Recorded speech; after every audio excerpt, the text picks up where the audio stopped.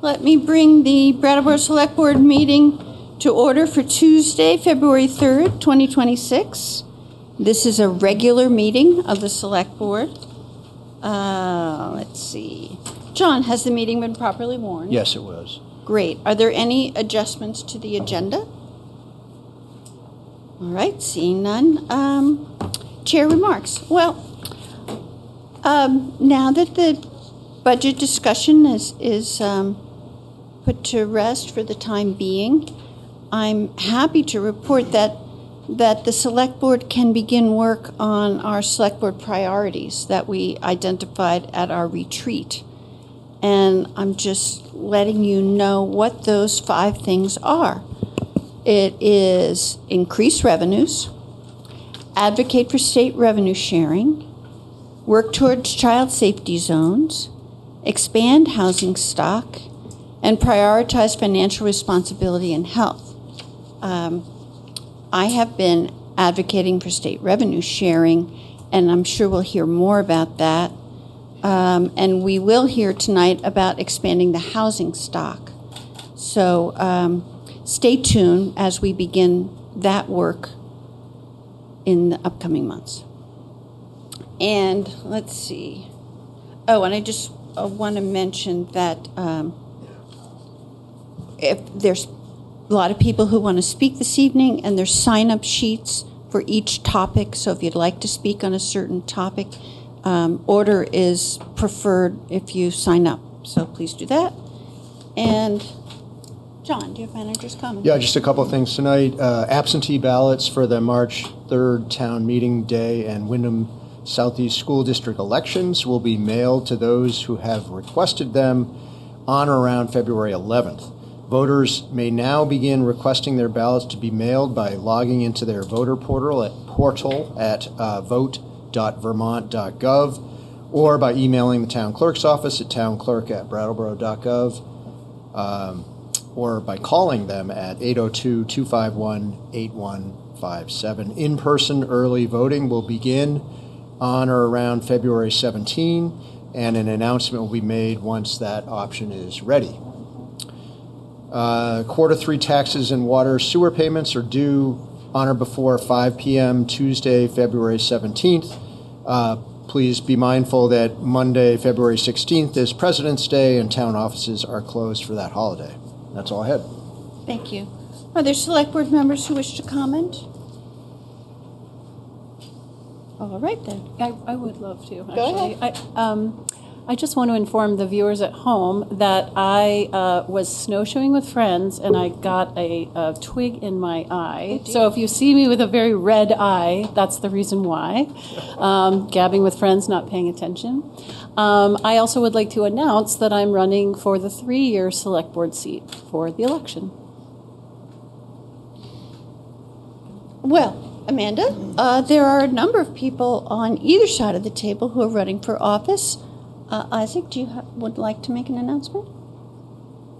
Sure. I'm running for re-election for a 1-year seat. And I am running for re-election for the 3-year seat. And there are several candidates in the audience. I see Ken Fay, who's also running for the 3-year seat. Randy Blodger, who's running for the 1-year seat. And Dina Chadwick is running for the 1-year seat. Is there anyone else that I have not recognized? All right, then. Let's begin with public participation. And again, this is for items. Yes, ma'am? I wanted to take part in public participation. Oh, I haven't gotten it out of my mouth yet. All right, public participation. This is people, anyone who would like to speak about an item that is not on the warned agenda. And let me begin by saying that, thank you. I will not permit personal attacks of anyone of any kind this evening. So let's start our public participation with that. And Jen, you want to speak? Oh, once again, it's very short. Jenna Seymour, representative, town meeting member for District 8 and member of the Brattleboro Planning Commission.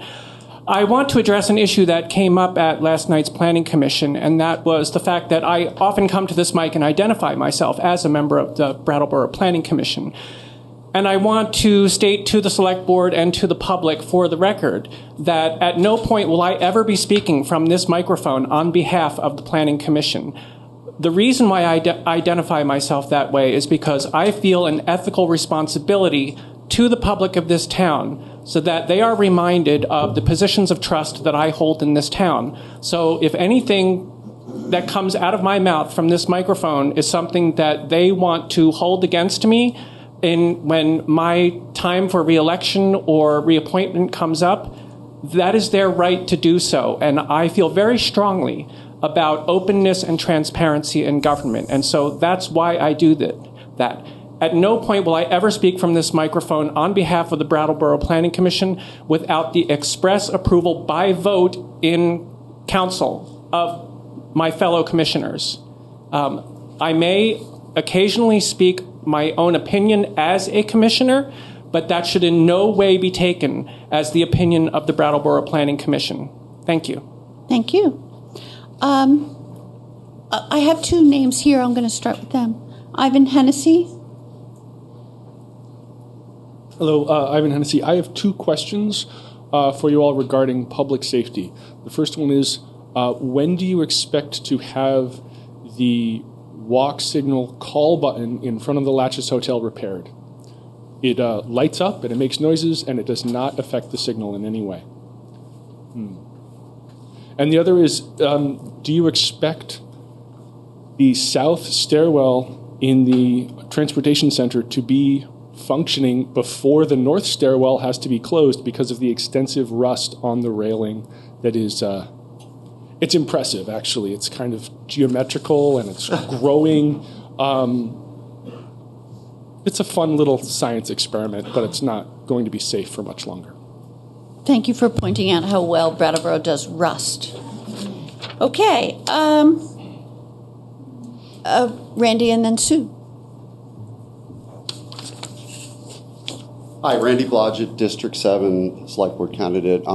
I just wanted to invite everybody. I had the pleasure of going to America 250 last week at the library. It's on the library calendar of events. There are some things planned. There's more ideas. We could use more people there to celebrate what's going on this year, as well as Vermont's anniversary into the following year. There's some things at the Creamery Bridge, other things on the river with like a boat regatta that are planned so far, is my understanding. So come out, help, get some more ideas. I think it's a worthwhile cause. Thank you. Is there anyone else who would like to speak under? Oh, yes, Sue. And the man behind Randy, but Sue first. Sue Belleville, Brattleboro. Question for Monday for the tax payment. Is anyone going to collect from that collection box that's out in the parking lot on the holiday? Just wanting to make sure if I drop my payment off that it would not sit there till Tuesday. Thank you. On the spot. I am not sure, Sue. Let me find that out and I'll get you that information. We have another meeting on Thursday, so I'm sure that John will be able to get that information to the public by then. I may have it by later this meeting. Person behind Randy, please. My name's Wally Bly. It's my first time doing this, so right.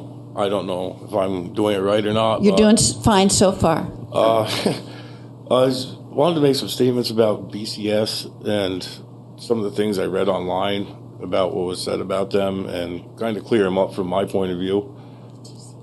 Brattleboro Common Sense. Oh. They were really helpful to me when I was down and out. You know, they gave me a place to stay, rides to appointments, doctor's appointments and stuff to help me get back on track. And I just read some statements. Like somebody said that it's better out to sleep out in the snow than at that place. I just wonder if anybody up there had experience in sleeping outside or not, you know, before you say stuff like that. Well, happily, Wally, the Select Board is not the police of social media. All right. Well, I just was I guess up here to stick up for them and say that, you know, I think you guys, like the town spent a lot of money in like shutting them down and, you know, going against them when they're a pretty big help. I mean, you got people outside in the streets. I understand, like, I done my own thing to get myself in that situation. I got nobody to blame but myself, but something like that is there to help. Like, I think that the town would be more supportive of it than against them. I really don't know what else to say. I hope you understand what I mean by that, but, I mean, Thank you for your comment. Thank you. Ken?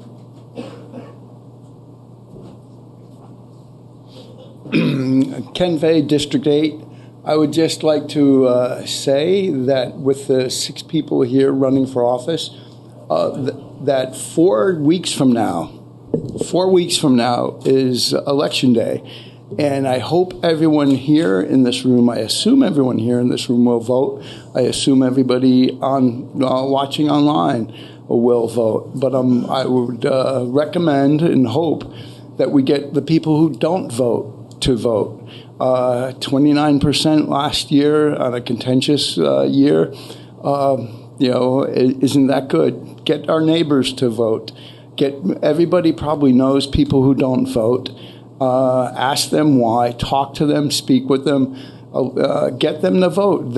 250 years, Randy talked about the America 250. We had no taxation without representation. And now we're voluntarily not being represented by not voting. Anyway, thank you very much. Thank you. Yes, John? So I have an answer to Sue's question. Oh, great. It will not be picked up on the holiday, but it will first thing on Tuesday. And the deadline is the Tuesday, right? The deadline is the Tuesday. Yeah. Okay, so that was public participation, and now we'll have the consent agenda. John, do you want to? Yep, you want a summary? Yes, please. There's 10 items on the consent agenda tonight. If you approve this agenda, you'll be approving the annual certificate of highway mileage for 2026 for the town. You'll be approving a tobacco substitute endorsement permit for the Walgreens on Putney Road and also the one on Canal Street. You'll be approving first and third class liquor license renewals for Midnights at 2 High Street. You'll be approving the certificate of no appeal for the 2025 grand list. You'll be approving renewals of first and third class liquor licenses and an outside consumption permit for Springree Marina on Springree Road. You'll be awarding a contract for $75,800 to Stantec for the 2024 Transportation Alternatives Grant to design a sidewalk on Fairgrounds Road. You'll be approving a first-class liquor license for Halo Hollow at 75 Elliott Street.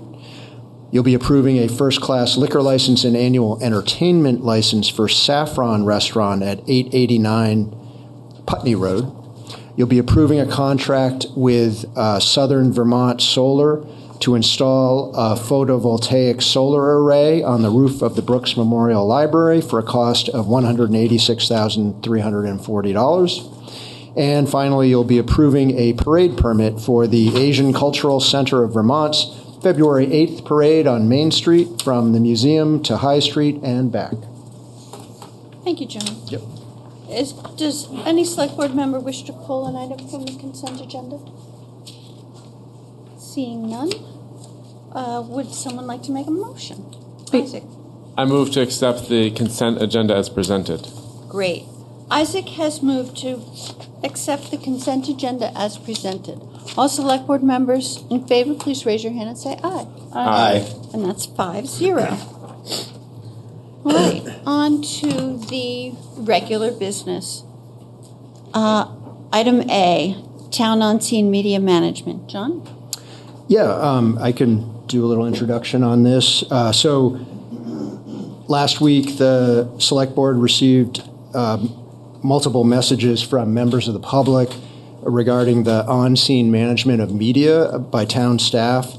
And this is a regular occurrence that we see media sneaking up on the select board right here. This is a regular occurrence for town staff in several departments: fire, police, DPW, library, and rec and parks. It's something that town staff are dealing with all the time.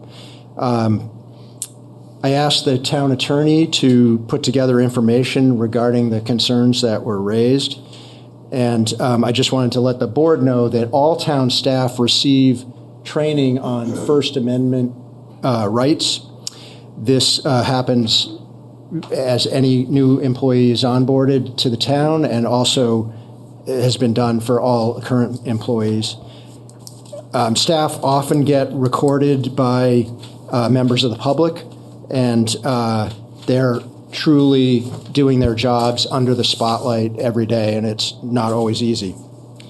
Our policy is to allow recording while preventing obstruction, danger, or the disclosure of protected information.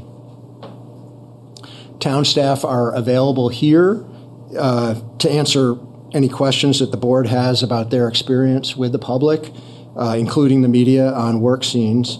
The town attorney can address the legal issues concerning this.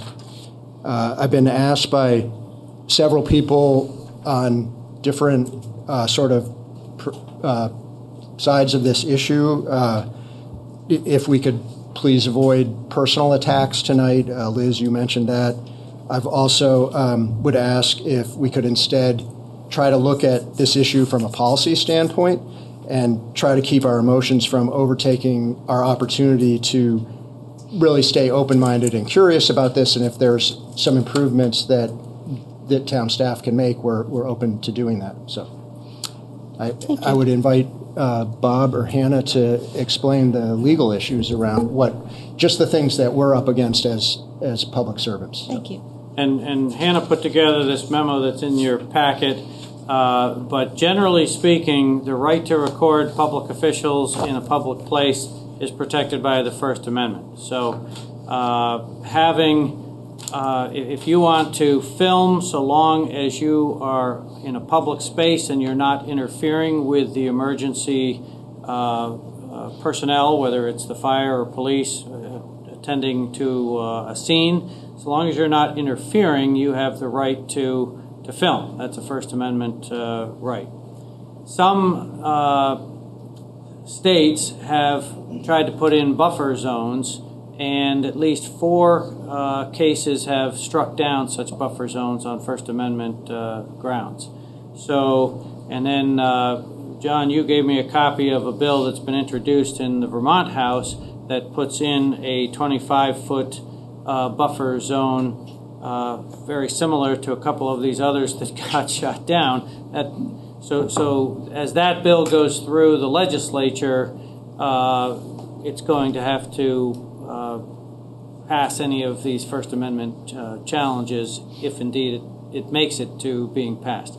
But from town council, our advice to the select board, both on First Amendment grounds and based, now that I know that there's a state bill that's being introduced on preemption grounds, it is our advice to the select board not to pass such an ordinance with regard to these buffer zones based on First Amendment grounds. You have no right of privacy in a public place. As much as I might not love it if somebody were walking in front of me on Main Street and had their camera out and videotaping me, I'm in a public place, I have no right of privacy there. That person can film me, and as we just all need to remain calm and respect people's First Amendment rights. Hannah, anything you want to add? No, but just to clarify what Bob said before, all of the buffer zone laws that have been passed have been struck down. There's only been 4. It's not that only 4 have been struck down. It's 100%. Thank you. Great. Thank you very much. Okay, select board. Do you have anything you wish to say on the topic? I'd love to inquire of the attorney.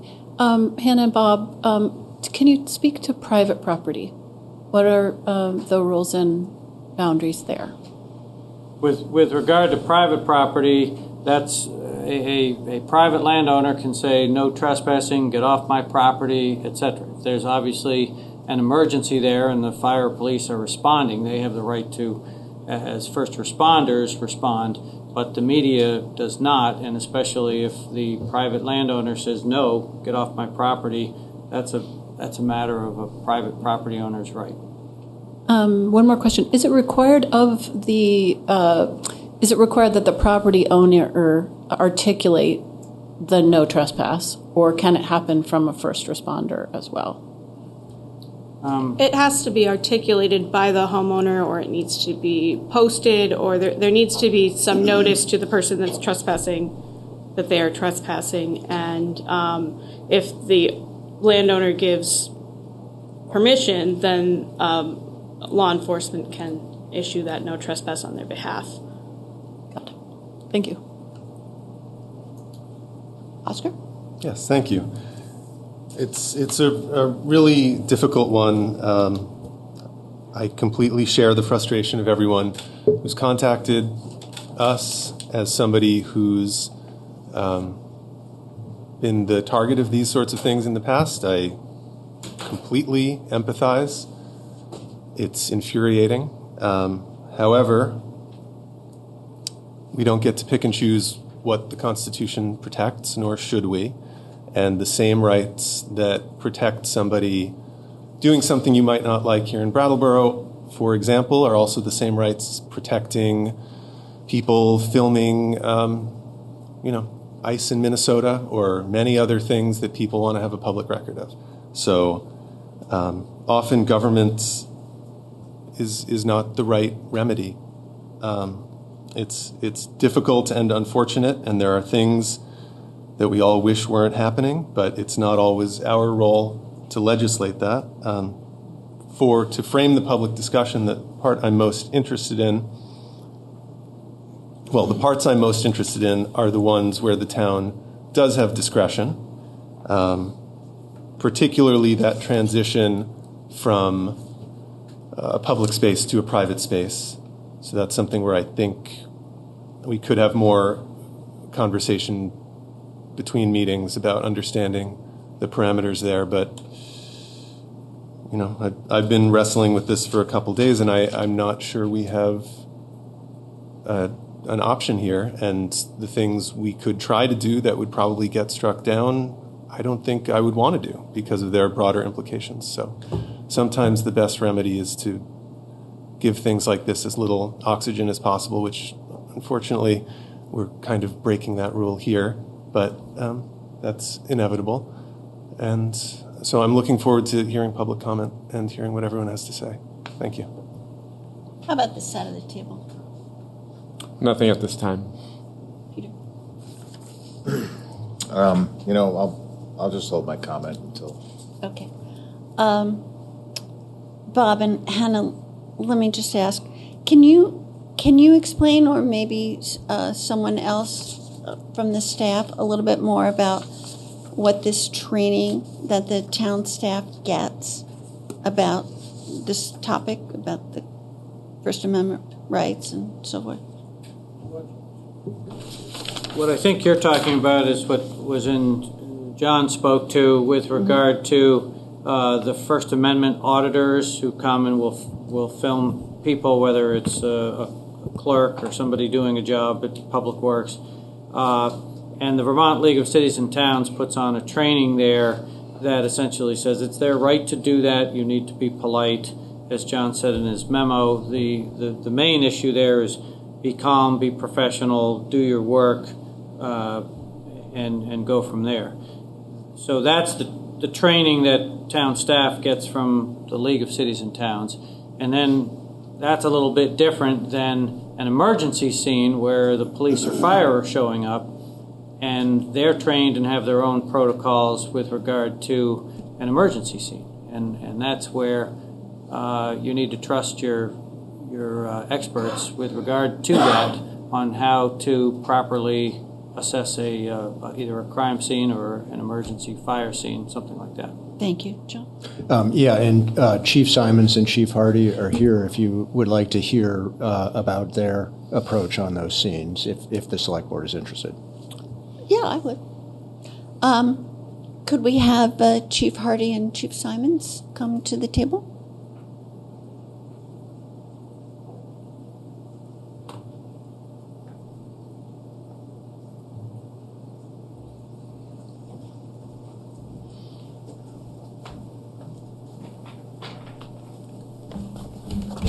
Good evening. Thank you for coming. Oh, you're welcome. Chief, would you like to begin? Sure.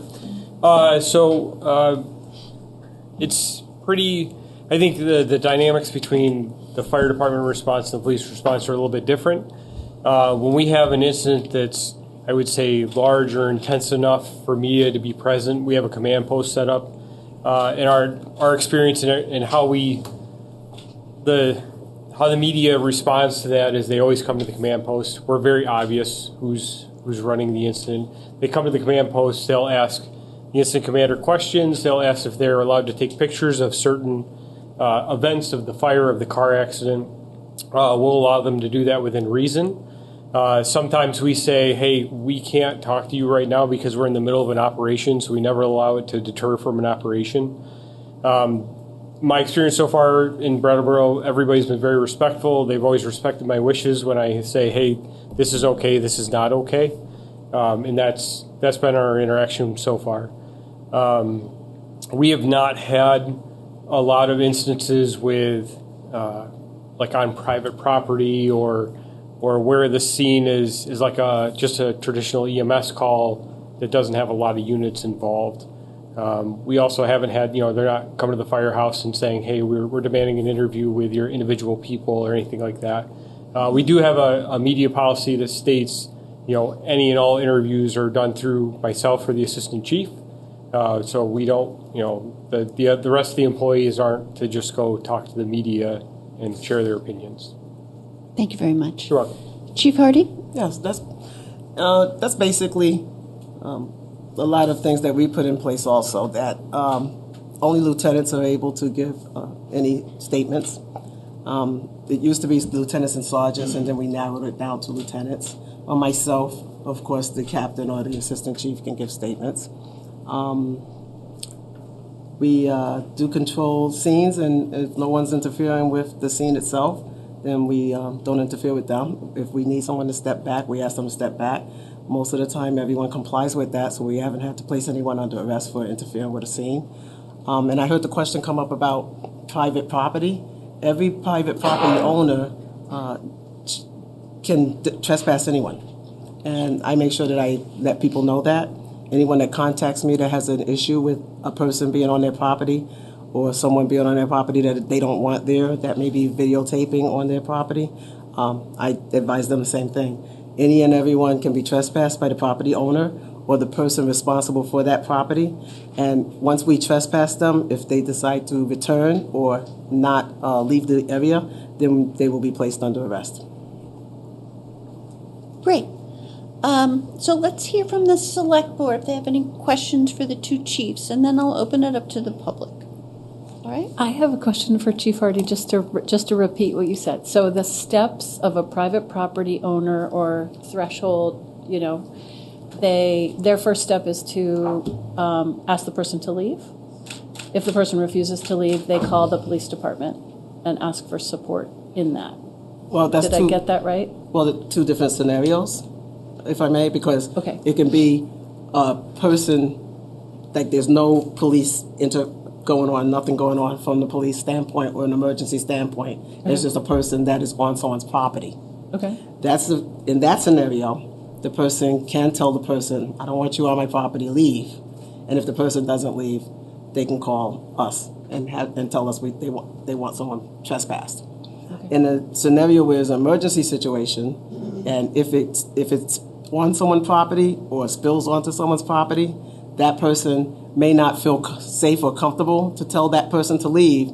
They can ask us to tell that person to leave. Gotcha. And then we can tell that person to leave, and then we will ask them, do you want this person trespassed? And they can tell us that also. Okay. Great. Oscar? Yeah, just a question for Chief Hardy, if you don't mind. Something I'm trying to just wrap my head around as someone who doesn't really understand or have much of a background in this.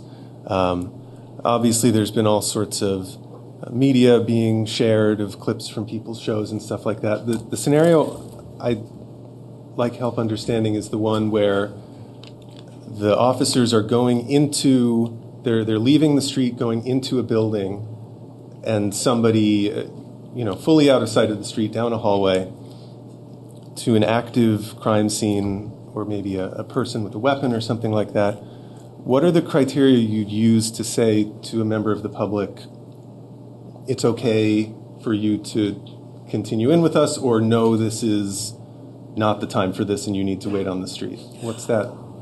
Well, the scenario you're talking about is a scenario that was approached by us already, and that was not the case. And so we would not tell a person to come with us to go search for somebody that has a weapon. And I think there's a lot of misinformation out there about that particular situation, which I already shared with John Potter this morning from the lieutenant that was on the scene. Mm-hmm. And so the misconception was that the person came into the building with the officers while they went to search for a person that they were looking for. And so that was not the case. The person was told to wait outside, and there were a bunch of other people that happened to be tenants of the building that were in the same common area that person was told to stay in. So when the officers went down, the only thing that we lost sight of and track of, and that's why we have to look at our body-worn cameras, because that helps fill in a lot of holes or questions when we don't know exactly what the complaint is. And so what we're doing now is reviewing the body-worn cameras from all of the officers. But what we can tell from the lieutenant's preliminary investigation is that the person may have been in the crowded area and been able to come to a doorway and film down. But nobody was downstairs with them with their permission. Because it was a scene where they were busy looking for someone, no one interfered with them doing their job, so it wouldn't have been something that they would have turned around and then addressed what the person was doing at the time, because they had to take control of the situation and the person who was armed. I completely understand that, and I appreciate the description, and certainly I can imagine that these scenarios are very high pressure, and I don't expect people to have eyes in the back of their head. And I'm not even really dialing into a specific situation. Really, I think it sounds like the answer is that in cases like that, the officer did try to say, please wait back here, please don't come with us, and that something slipped through the cracks. But and we don't even know that yet. Certainly, right, certainly. Because we would have to finish watching everyone's body cameras, because there are different angles on body cameras. Right. But it sounds like officers, from your description, that officers generally do have or feel like they have discretion to say, yes, you have a right to film, but in this instance, please wait here, please wait there, please Every stay officer back. does have that. Okay. And every officer knows that. Great. Because they cannot not only put themselves in harm's way, they cannot put whoever they're dealing with in harm's way, or they cannot put the person that's trying to get the best shots in harm's way. Certainly. Thank you. I think if I might just add a little Sure. piece to that, I think it's helpful to think of things, when we do operations, we operate in hot zones, warm zones, and cool zones.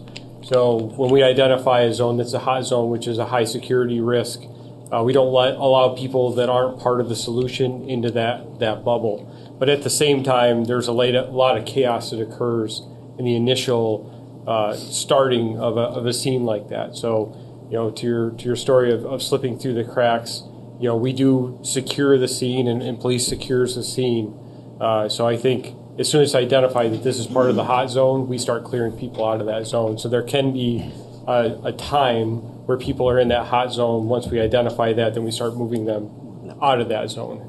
Hope that helps kind of bring some clarity definitely. to it. And I just want to say that having watched a bunch of these clips last night, it also makes it very clear how intense and moment to moment these encounters are. And I have, I think, full empathy for the difficulty of those situations. So I'm really just trying to look for areas where if there are things that need to be made more clear, or ways in which the public can be more aware, and not I understand that these are chaotic, and I appreciate all the extra detail. So thank you both. Gentlemen? Yeah, one of the concerns or questions that I had heard was around access to certain materials or time of the of first responders by folks who are doing interviews or recordings. And I wanted to confirm, my understanding is that there was a policy put in place about a year ago to where there would be a designated press hour every week, so that that would be open to all members of the press. Is that correct? Yes. Thank you. Yes. So I guess I just have one more question. You have a variety of people filming. It's not just one person, right? I mean, there's all sorts of people filming all sorts of events. Or, is that correct? Yes, that's correct. I was downtown. I believe Friday evening. I was downtown, and I was talking to some people, some of our people that hang out downtown, and I was discussing a person that's new to town and is already having a downward spiral. And as I was talking to the person, I think a couple of people thought that I was harassing this individual, and they came over with their cameras out and started filming me talking to the person until the person told them that we were just having a conversation. I actually was asking him, did he eat? But, that's just life, and it's particularly life when you're not just the chief, but any first responder. We just know that there are always cameras rolling one way or the other, and especially with us because we have to have our body cameras on and running. Right. So, a lot of cameras, a lot of film. Yeah. Okay, John. Yeah, and I just wanted to add, one of the reasons that the Vermont League of Cities and Towns has developed this training for staff on the First Amendment is because they're also our insurers, and so many towns were getting lawsuits around how they handle these situations. So even like that one that Chief Hardy just explained, if she had responded differently, that could lead to a lawsuit and ultimately a cost to the town. And as you know, we're really trying to manage our liability costs, which have been going up. So one good way to do that is to have good training and put that in place on the ground with all staff. So. Great. Seth, you have a sheet for me? Are we ready, Select Board, to open this conversation up to the public? Yeah. Thank you. All right. Rusty E. Sage.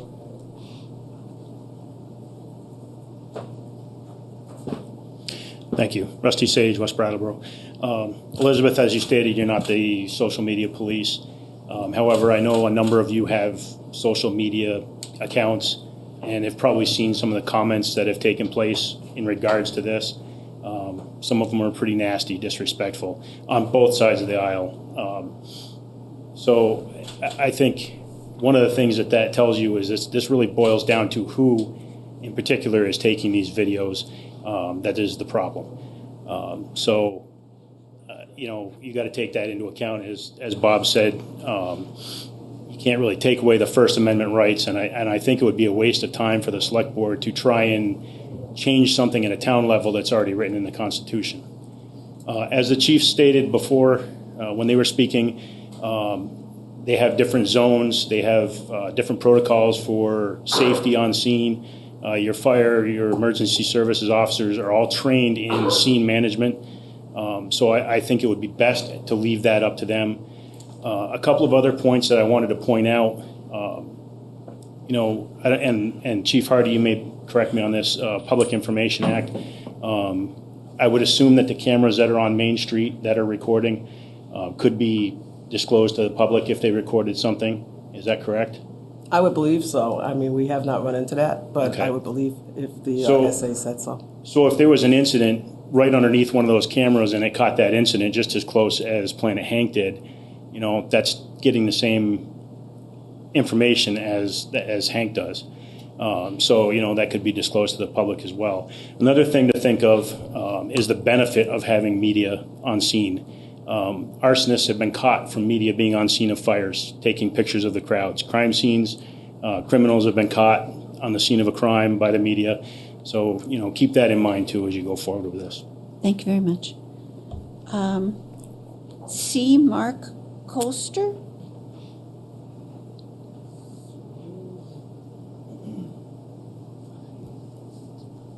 On media and the First Amendment. Goodness gracious. I think it's Article 13 of the Vermont State Constitution that allows freedom of the press. Let me give you a little replay of media from Brattleboro. We had a beautiful town here. There were cobblers that would fix your shoes. There were women's retail shops that you could get all kinds of clothes. There was Sam's Army Navy. There was, all kinds of things. This was the courthouse. We used to dance till dawn at the church down the street. There were places, there were nightclubs, and Brattleboro was a thriving, beautiful town. The Shinla was up on Elliott Street, and the morning sun was shining in the windows. And what do you really have here now? You got the first stop coming out of Holyoke in New York City for fentanyl. You got junkies on the streets, more male prostitutes and female prostitutes, and you're trying to shut down people's First Amendment? That's not a good thing. We're coming up on the anniversary of the Constitution, of the Vermont State Constitution of Vermont declaring its independence, which actually was declared in Windham County with the help of people from Brattleboro, and the Vermont State Constitution written in Windsor County with the help of people from Brattleboro. So it isn't time to be treading on the Constitution. God bless y'all. Thank you.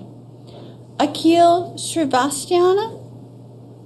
It's Srivastava, thank you. Hi, my name is Akhil, and this is an important conversation for me because I actually have my own media channel on Facebook called the Brattleboro Pulse. So I decided to do my own research and do some digging. Cities like Seattle, Portland, San Francisco, and New York all have laws that prohibit following people, repeatedly filming after being told to stop, intimidating behavior, exploitation, and targeting vulnerable populations. These apply regardless of whether a camera is present. They can also be cited or arrested without touching the First Amendment. Also, commercial filming permits are required if filming is monetized, part of a business or a brand. This is how Los Angeles, New York City, Chicago, and Boston regulate YouTubers and TikTok creators.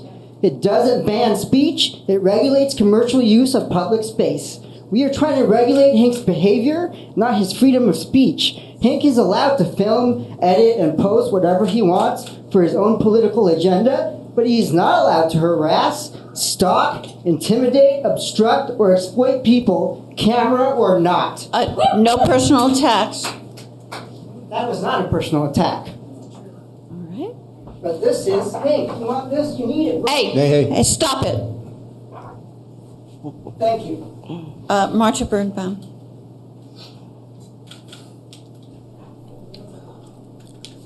Hi, my name's Marta, Brattleboro resident. On New Year's Eve, we had a truck fire. Took 25 minutes and 6 patrol cars to show up. When what we really needed was a fire truck. Then an ambulance for good measure. Time stood still while we waited for help, hearing airbags and aerosol cans explode every so often. Then the full gas tank blew and sprayed gas all across our driveway. It's gonna mess up my time. The loss of our truck was a bummer, though our real concern was the building that it was parked behind. The glass shop with 1,000-gallon propane tanks were connected to it. And if that building had been compromised, it would have been a serious consequence for all of us in the vicinity. The recording that was posted, that you can clearly see him tripping on the hose that the firefighters were using to get out of the way of the firefighters, he most definitely shouldn't have been there. It was noticed by one of our guests that we had this uninvited visitor. He didn't introduce himself. He didn't Nobody told us he was there. He just lurked into our property. They intervened and requested that the trespasser have a heart and not post it. His reply was incredibly nasty, and our guest had asked that he personally leave, which he did so begrudgingly, but decided to post about it anyways because he had nothing better to get his clicks for the day. If the 6 police officers who were there had secured our private property with a single-lane road and a 100-yard-long driveway, he wouldn't have been there, especially as a member of the public. And I say this because if that person really is a reporter, then why hasn't he registered his media as a business? Meanwhile, using town resources for his own profit, while all not paying the taxes to support it. People in town are not after anyone's First Amendment rights. We would like to add that we have our right to say that we disapprove of his actions publicly, especially as political representative who is daily threatening the public and reporting them to ICE or inciting his followers to be violent against people who disagree with him. If I had a choice, not even on a regular day, would I have a criminal convicted of violent crime of this sort on my property, nonetheless during a traumatic experience. Thank you. Okay, Pierre Landry. Pierre Landry, Brattleboro. What really concerned me all of a sudden right now is I thought there was no personal attacks. The last 2 speakers, you never interrupted and asked them to stop. I think that was wrong. I also think it's wrong that we're even talking about this. I mean, to think that our local town government is going to create ordinances that go against the Constitution just seems like it's a waste of our time. I'm sorry, but the Constitution is there for a reason. People have the right to film in public places, and I really appreciate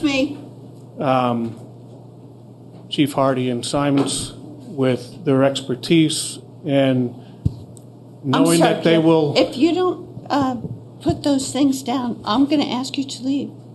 Knowing that they'll ask anyone that's impeding their work to leave, and if that person doesn't leave, I'm sure they'll take appropriate actions. I think we should trust our officers. Thank you. Thank you. All right, Hank Poitras.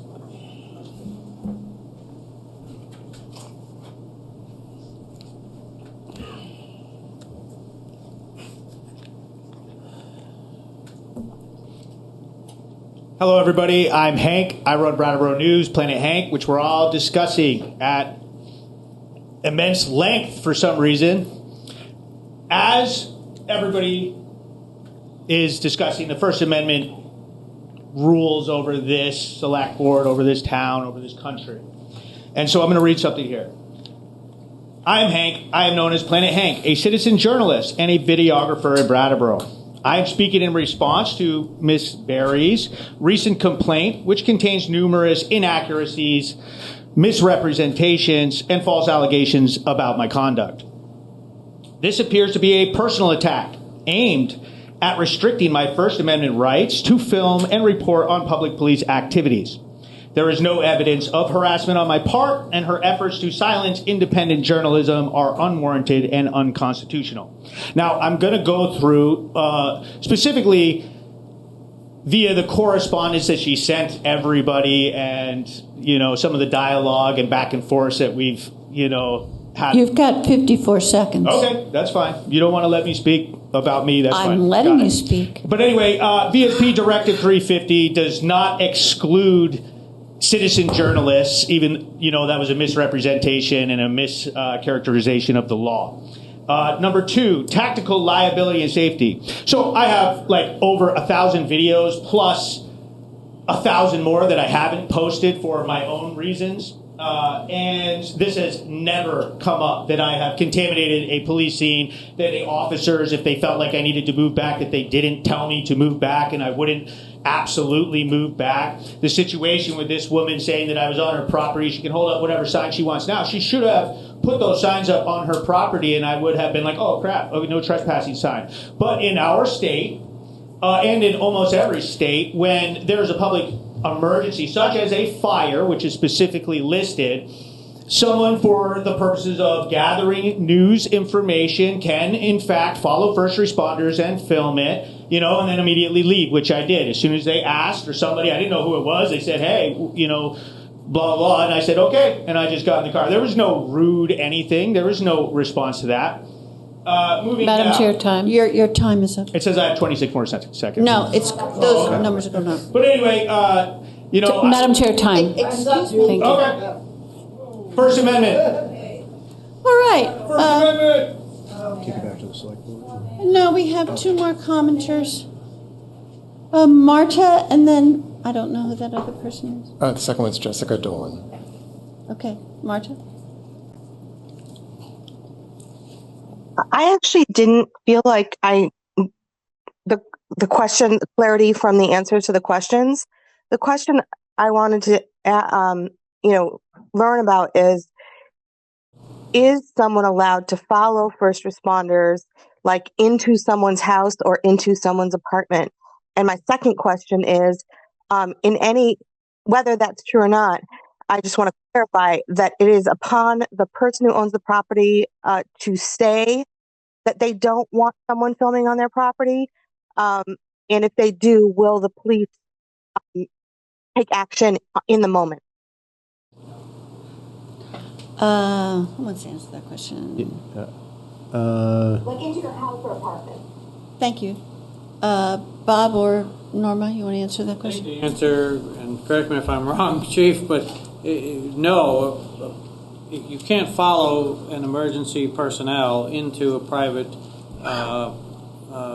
property during an event or a scene or an emergency. That's, from my standpoint, interference with the emergency personnel action.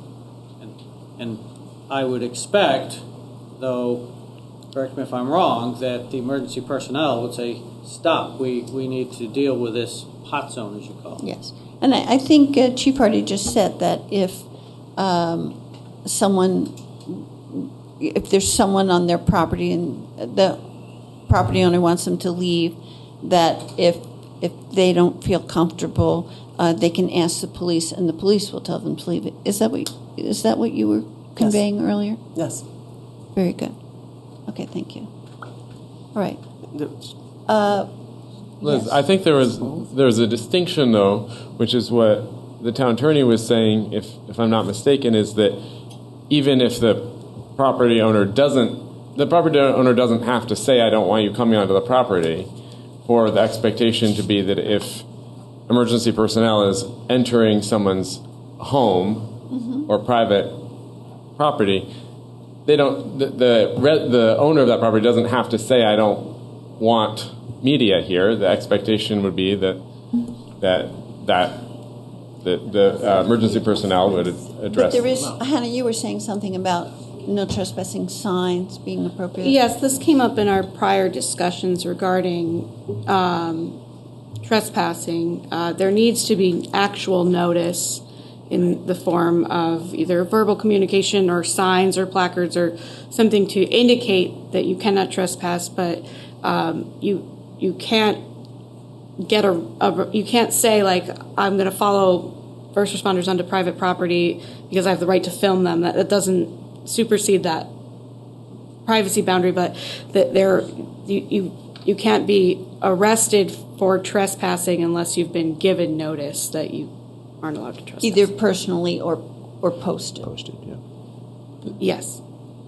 The distinction I'm trying to understand is that there's one thing if someone's entering someone's yard, right? But I think what the town Bob was saying was that in terms of entering someone's house or apartment, their dwelling, you don't need to put up a no trespassing sign on your front door to have the expectation that you would decide who comes into your home, right? There still needs to be notice under 3705, which is the unlawful trespass. But I think what you're getting at there is there's also another statute, criminal statute, that if you're interfering with an investigation or a scene, you can be criminally prosecuted for that. So in that scenario, somebody going right in behind the police officer or the fighter into the burning building or the crime scene, that, I think, is interference. And I would expect that the emergency personnel would say, stop, go back, and if they don't, then they could be arrested for that interference at that point. Thank you. All right, let's hear from Jessica.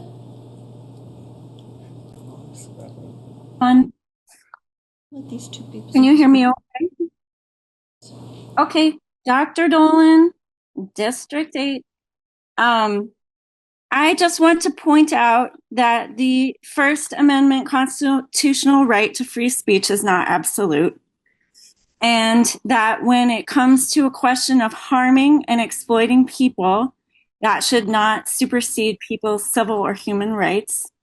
In fact, the state government is considering such a case this week with regards to the non-consensual filming of minors that was then used for personal gain by a person here in Vermont. I also want to bring it over to the fact that some of the media usage has been used to slander people in the town, kinds of people, violating our civil rights, as well as basically amounting to a smear campaign of constantly degrading our community. And that the media in question would be more supported as an action of free speech if its subject weren't just to denigrate our community constantly. I think it's bad for our town, bad for our community rapport, and bad for business, frankly. It's divisive and negative. And so that's just what I want to say. I think that there's very good reasons for people to feel upset that there is someone constantly filming people in bad moments and making our community look horrible. And that contributes to the divisiveness and the poor mental health of many members of our community. And that's something to consider. I feel every single confidence from hearing the police and fire department that they have their procedures in place. But I think when it comes to reporting, it's important for reporters to have a very transparent ethics statement and a professional review process that they adhere to guarantee that they abide by their ethical standard. Okay? Thanks. All right, I will let this person speak, and then Marta, you may speak for a moment. Jackie, you can speak too, and the person in the striped shirt. Yes, sure. Angela Earl Gray. I know it's really easy to fall back on the Constitution, but the reality is we know that every constitutional right has limits, right? You can't bring your gun with you to the courthouse. You have responsibilities when you're speaking. And I'm curious if you can just elaborate. You talked about people having a right to film public officials in public spaces, but what about private citizens who are being kept in public spaces and sort of displayed to be filmed when they don't have an option to remove themselves? At what point does the right to not be harassed for minors, for people having medical emergencies, what training do people have on where those rights come together and when there should be appropriate limitations to protect the town? And then my other comment is just about the person saying that you could just request the traffic camera video. You couldn't, because if it was a minor, if it was a medical situation, you would redact it and you would say it's not appropriate to share. So why is it appropriate to share if someone's standing there when it wouldn't be appropriate to release to them? Bob or Hannah, would you like to comment on that? I'll try. You're absolutely correct that the constitutional rights have time, place, and manner restrictions. We also have laws with regard to stalking, so that if there's a course of conduct and somebody is intending to harass and it happens repetitively, we have laws that address that. That may be a little different than just filming in public.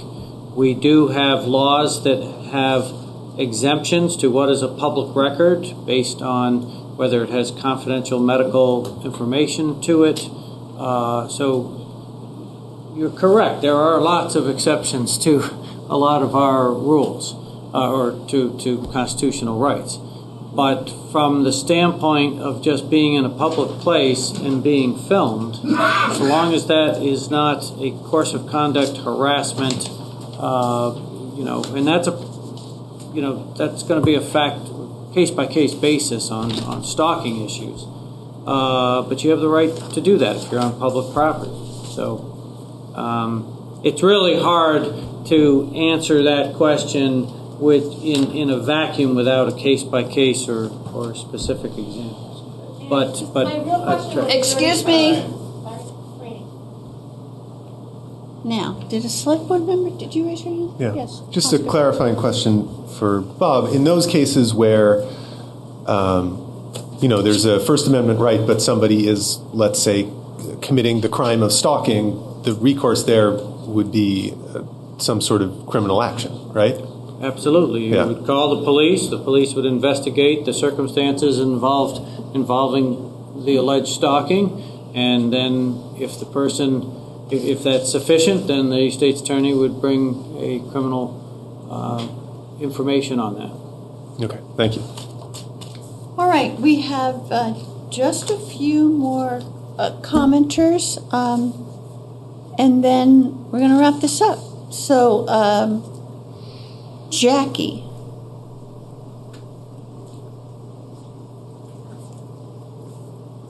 Jackie Reese, District 9 Rep. Just a couple of things. First, I want to remind everybody that right now there's the Trump administration is trying to restrict access to filming ICE and police. And where would we be with that if that was to happen?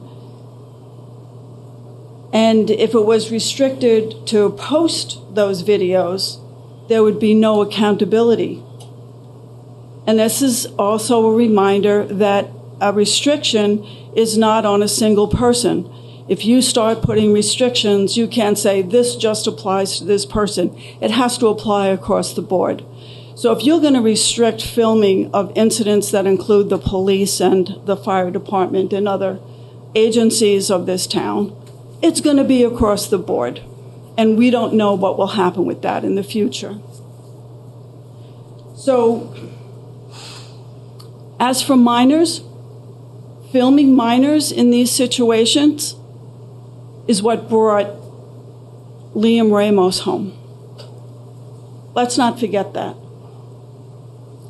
And as Oscar said, if there is an illegal action that should be restricted or anything like that, you can bring that case to court.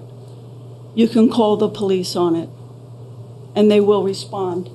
Contrary to other people's opinions, they will respond. Thank you. Person in the striped sweater.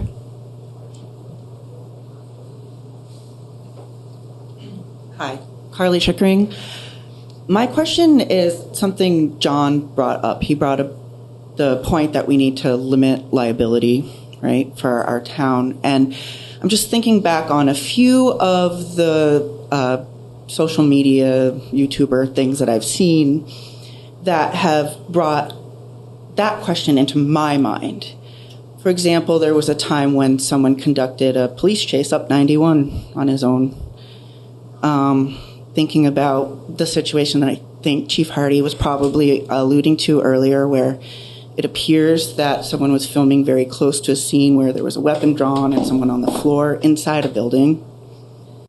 And then some other footage that I've seen where someone bragged about being misunderstanding where the police officers were going from one scene to another and getting there before them and provoking the person who was under distress.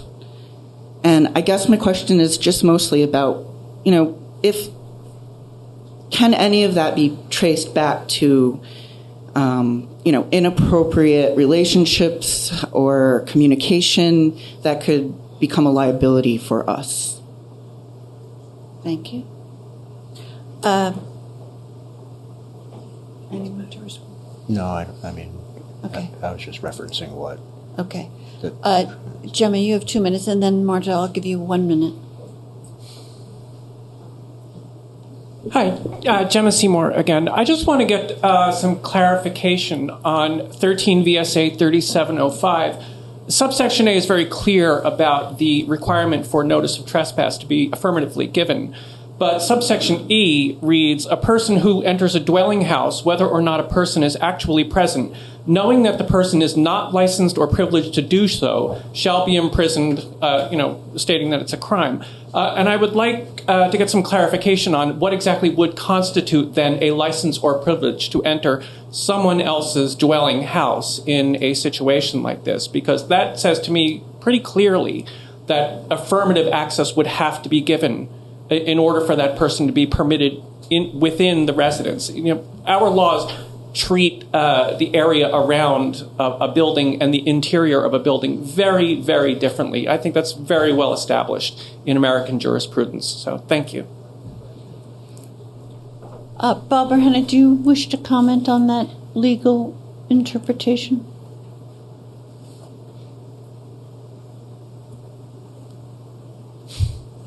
What she read, it does say a person who enters a dwelling house, whether or not a person is actually present, knowing that the person is not licensed or privileged to do so, shall be imprisoned not more than 3 years. Okay. I don't know. I guess it's just hard to answer that in context, because it talks about remaining on land and having actual communication.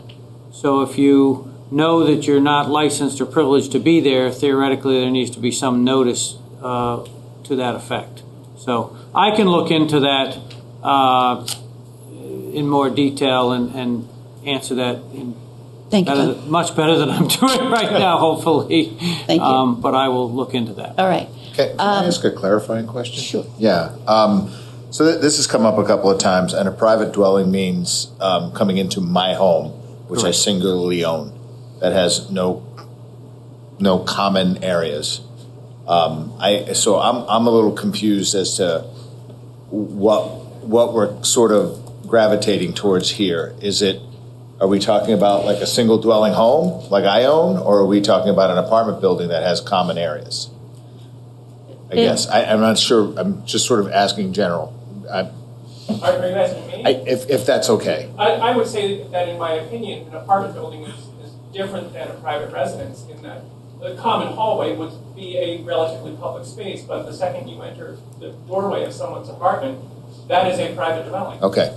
All right. Sorry, I was getting a little lost in that. So now we have 2 people who have spoken before, so I'll give them a minute, but I don't think we've heard from Carol.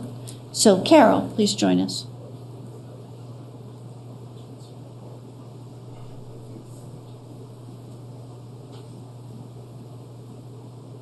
Hello.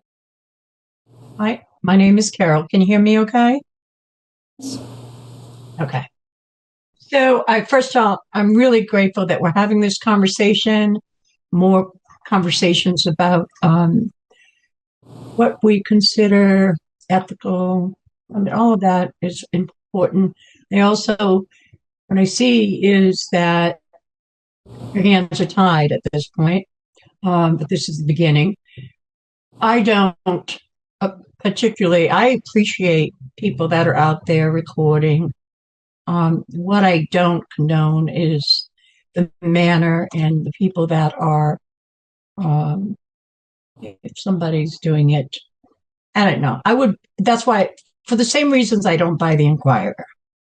And it bothers me that anyone could not stop and think before entering, approaching a house that's on fire, a person having a mental health breakdown, all of that. I know that you feel like you can't do anything about that, but I would ask the town to put that message out there in a politically correct or proper way, not accusations, not going back and forth, but let us as a community stand and say, we don't like that. It's not okay. We can't stop you, but it's not okay. And that's enough out of me. Thanks. Thank you. Okay, so Marta, 1 minute. So I want to say that it's too late for me in this instance to trespass Hank and say that he can't come onto my property, because I didn't know I was going to have an emergency.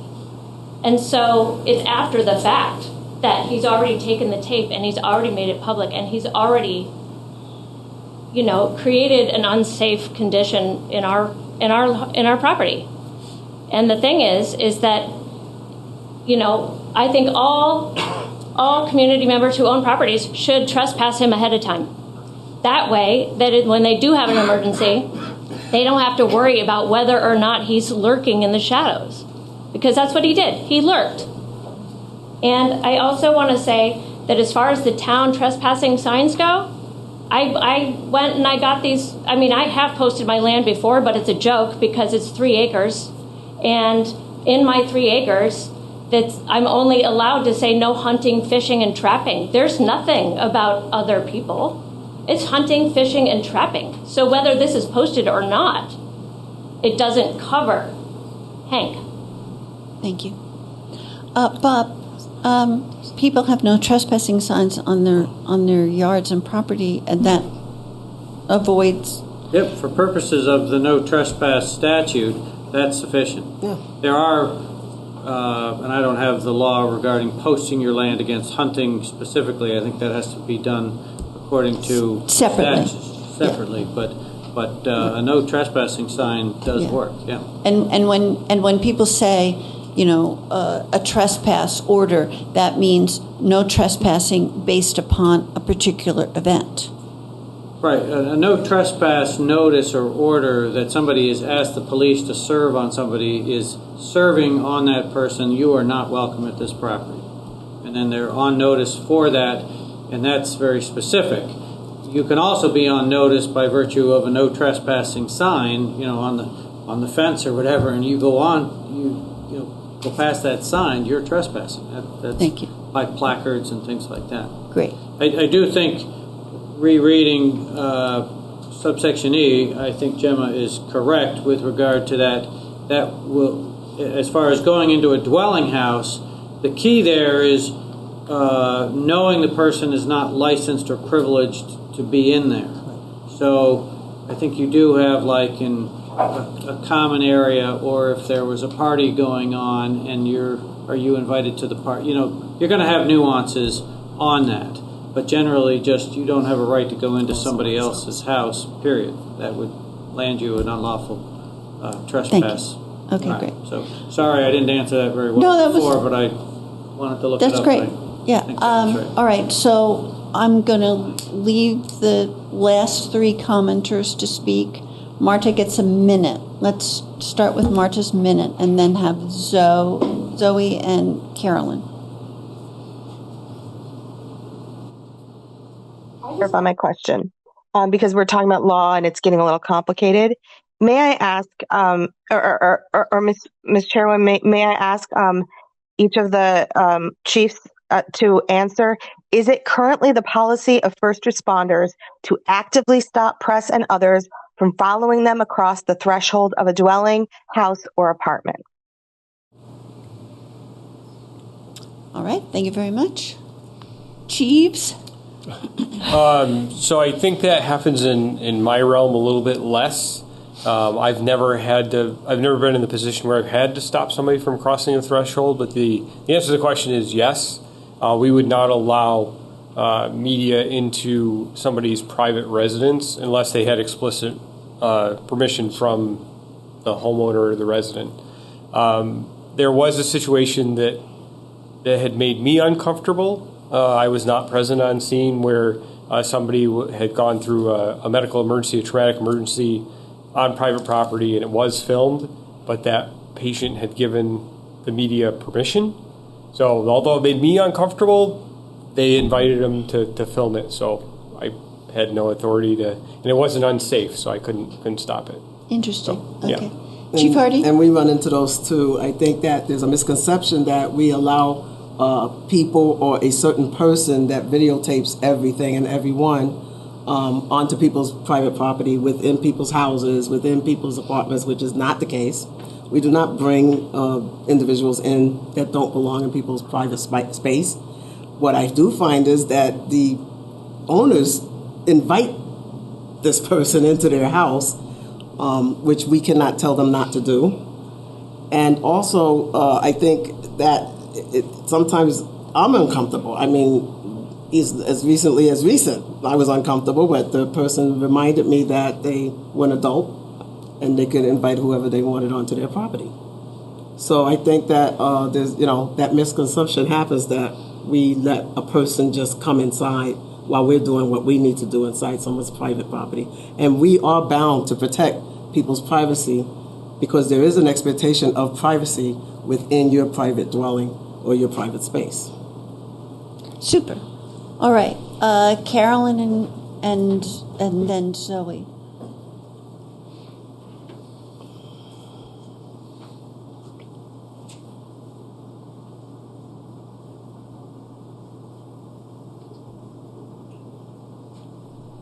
This is Zoe. I just wanted to ask a clarifying question because Chief Hardy mentioned. A little, I'm having trouble hearing you. Sure. Chief Hardy mentioned people besides formal or even informal media filming police interactions with townsfolk. And I really want to point to the fact that there are media personnel who, like many people have pointed out, Planet Hank is posting pretty indiscriminately the footage that he takes. And I would love to get some clarity on how he finds out where and when to film. And I'm not sure who can answer this question, but I think that would be some really key information because people who are passersby, they're walking past an incident and filming typically out of a sense of protecting vulnerable people. It's not that they've been tipped off. So I'm wondering if someone could illuminate how Hank is getting this information. I find that interesting, tipped off.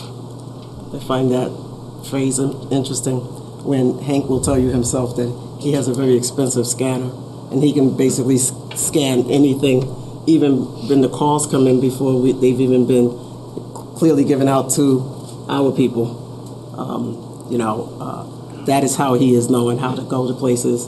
That is how he's knowing what the situations are. And I will say that if anyone thinks that we tip Hank off, particularly the police, then I would direct you to any of the warrants that we've served, the many, many drug warrants we've served in town, because Hank never knows what we're doing them. And we make sure of that until we've already finished doing them. So everything else that's a clear call that people have for, and what I found out about Vermont is that anybody and everybody can own a scanner. We've actually found them on warrants that we've gone to that the people that we're coming to get have been forewarned because they have police scanners. Interesting. Okay, Carolyn, and then Marta for a minute. We're done. Thank you, Carolyn Conrad, Brattleboro. So my concern as a resident is there's a distinct difference in the law between my private home and my curtilage, which is the area around my home. For example, the police cannot, if they see something in my yard, they cannot search based on that because my yard is considered private property. However, if I were to have a medical emergency in my front yard, that would probably be embarrassing to me and would be something I would want private. The citizen media could stand in the road and videotape me in my yard, which is, again, a place the police could not videotape me without a warrant and post that private medical crisis online. And that's where, as a private citizen, my concern lies, not with someone's First Amendment rights, but again, if someone is standing on public land, but videotaping me in my private yard having a medical emergency or some other embarrassing psychotic break that, we all could have, and that's where my concern lies. Thank you. Peter, you want to talk about that now? Because we're going to have 1 minute of Marta and then it's back to us. Go ahead. Please let Marta go first. Well, and this is what I bring up is that there were 6 cruisers at my, on my 1-lane road, and all police everywhere, and it's a football field's length from the public roadway to where the event was happening. And yet all those cruisers and all those police officers somehow didn't stop him from coming in. And also, I would like to ask the fire chief, did you recognize that he was tripping over the fire hose? I mean, he was so close that he was Marta, trying to get out of the way of the firefighters. It was too close. We had direct your heard that car questions to blowing the up chair, for please. 20 minutes. You talk to me. No, stay where you are. I'm just saying, you direct your questions to the chair, not to the individual Got it. chiefs. Okay. But so you're done. You've had your minute. Well, I would like to. My minute was wasted. Yes, but this is your 3rd minute. But in the defense, though, that video that was shown, you can see him tripping over the firemen, and the firemen are trying to As you said, thank you very much. Well, I think that's important, safety, because would I sue the town for not keeping him out of the way? What if he got injured? Thank you That's very another much. liability. Thank you very much. All right. Now there's a question for the chief about the tripping, but it's really just the same trespassing question, is it not, Bob? I mean, does the town assume Familiar liability? with that post, so I can't comment on it. So Neither am I. I don't believe I was on that scene. I'll have to look it up. I don't recall that scene. I don't think I was there. Okay, very good. Let's bring it back to the select board and wrap up this discussion. We have 5 more minutes according to our schedule. So, Peter, do you have a comment? Yeah, so sort of just been quiet on purpose throughout this whole process. As probably a 30-year veteran in media, sitting at the table, who, when I started, would come from credible sources of radio stations and newspapers. The inception of the press pass, which meant something when I started, but you get to shrinking newsrooms and thinning interest and favoring doom scrolling, right? So my job has changed over the years. I too do a weekly program in which I invite people onto my show to have conversation that disseminates good information and decent information. I choose not to make my living in this fashion of filming people at vulnerable points in their life, but that's my decision. However, they both are protected, regardless. I guess the media landscape has changed. It's gone from being somebody who is credible to anybody who has a camera, right?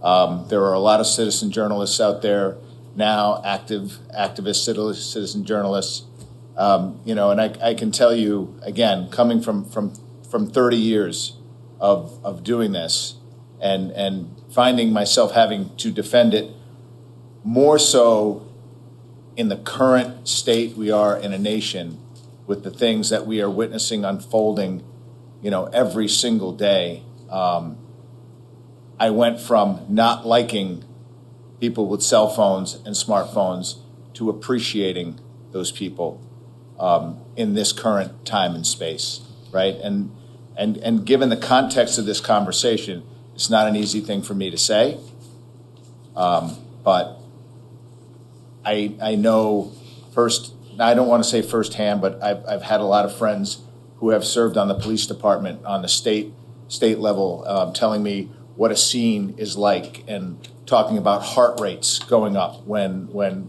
guns are pulled and they're looking for somebody who might be armed, right? Chief Hardy can speak to that a lot better than I am, and just, this sort of Hollywood adaptation of how actual police work unfolds is a little unrealistic. How things at a first responder level unfold as we sit here not having done it, I think is unrealistic. Again, I just kind of want to say this is not how I choose to conduct myself. I am only responsible to myself. I am not responsible to the actions of anybody else. If you don't like it, you don't watch it. All right. Do other select board members wish to comment at this time? Oscar? Thank you. Yeah, I think I'm, again, really glad we had this conversation. It's been below the surface for a while. It's good to talk about it, though it's not pleasant. I know anyone coming here looking for the select board to provide a solution on this is going to be disappointed or frustrated or angry. I really don't know that we have a solution to offer that we can actually do, that is actually constitutional, that is within our powers. But I think there were some very clarifying pieces of information for me tonight. The public-private property question I had has mostly been answered. I think both chiefs and the town attorneys said unequivocally that the entrance to somebody's private dwelling is important and is not a place that just a random person will be permitted into just because first responders are going in the door. That is what I suspected, but it's great to hear it confirmed. And then also the importance of, if you have a wider property, sounds like posting signs is a very helpful tool so that first responders can know exactly how to behave and don't have to wait for you to give them a verbal trespass to someone you don't want on your property. So I hope people can feel that there were productive outcomes here, even though it's not the answer anyone's looking for. But I'm glad we had the conversation. And thanks to everyone who spoke up. Amanda, do you wish to speak? Sure, I'll be brief. I want to applaud the courage of those who came here today to testify. And my heart goes out to you. It's a really uncomfortable and horrible thing to experience. As a member of the select board, I want to say that what I care about is our town. And I care not only about our town live and in person, but I care about our digital footprint. And I care about what goes out on the internet that talks about the kind of community we are. And I want us all to consider that our choices make a big difference. We want people to move here. We want businesses to thrive here. We want our neighbors to be safe. So let's all keep that in mind. Thank you. Isaac, do you wish to speak? I appreciate everyone who shared, and I echo Amanda's appreciation of your courage in what you shared. I also appreciate the clarity about the policies from the police department and the fire department and the law. So thank you for the questions that were asked, and thank you for the answers this evening. Great. And I just, to wrap it up, I assume, select board members, that there is no particular motion or policy you wish to engage in. And so thank you for this discussion. What I heard was that there are a lot of existing laws for all these situations that we're talking about, and also that our police and fire department and other town departments work very hard, and they work under a microscope. And I suspect that Brown and Roberts is going to sell out of no trespassing signs And I think that when you get down to it, we're not going to do anything that's against either the state constitution or the national constitution. How about just have a conversation with me nicely, Excuse me. All right. Out of order. Out of order. Everyone is welcome to have discussions among themselves as they see fit. And everyone is also welcome to continue to write to the select board at any time on any matter. And pardon me? Yes, I want to. If I could, I'd just like to comment, because I was thinking about what Marta said about it's too late to trespass Hank, and that's not the case at all. Anyone can trespass Hank from their property. It's never been a case of too late or what time. As I've told other individuals that have written me, anyone can tell us you want someone trespassed, and we'll trespass them. As a matter of fact, we have trespassed them from some places, yes. But, what we're talking, what Chief Hardy's talking about. What I'm saying is, you don't have to feel like you can't do it, that you have no recourse to do it. You can do it at any time. All you have to do is tell us to go do it, and we'll do it for you. Okay, thank you. Well, I understand that, but the statement Chief was Hardy, it's too late for me to do it, and that's Chief not Hardy, the case.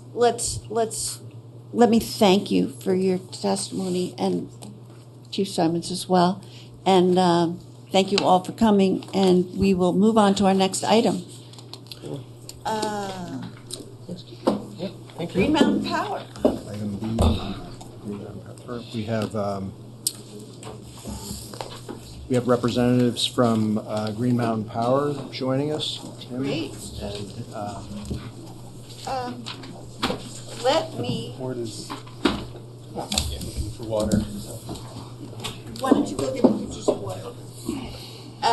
While they're getting water, let me just thank Green Mountain Power for their efforts, because what I've seen, you came here in the fall? Was it the fall? That was late summer.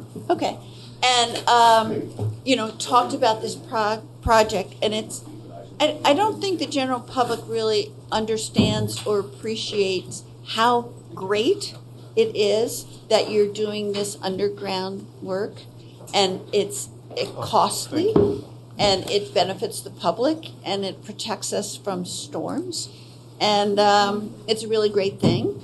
And in addition, I get emails. I guess all the select board gets emails, and the staff, about where you're going to be next.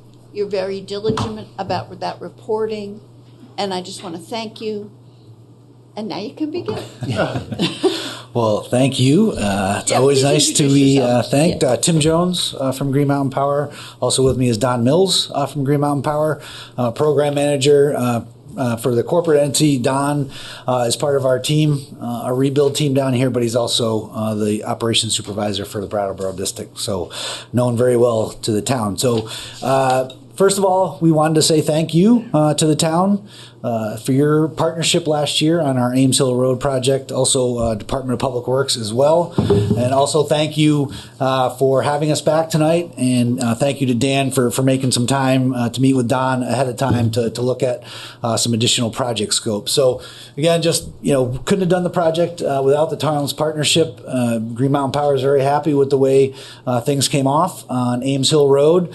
That is wrapping up right now. A couple of loose ends to tie up on one of the side roads there, but I believe we got sign off from the town Department of Public Works with how everything was restored, and certainly as winter sunsets here and the roads open up again, if there's anything that we need to go back and address, certainly have our commitment to go back and do that. Tonight really is a new business request, so we're in our last year of the program. It ends September 30th of this year, hard stop. So basically we're running against the clock right now to wrap up all the projects we want to do.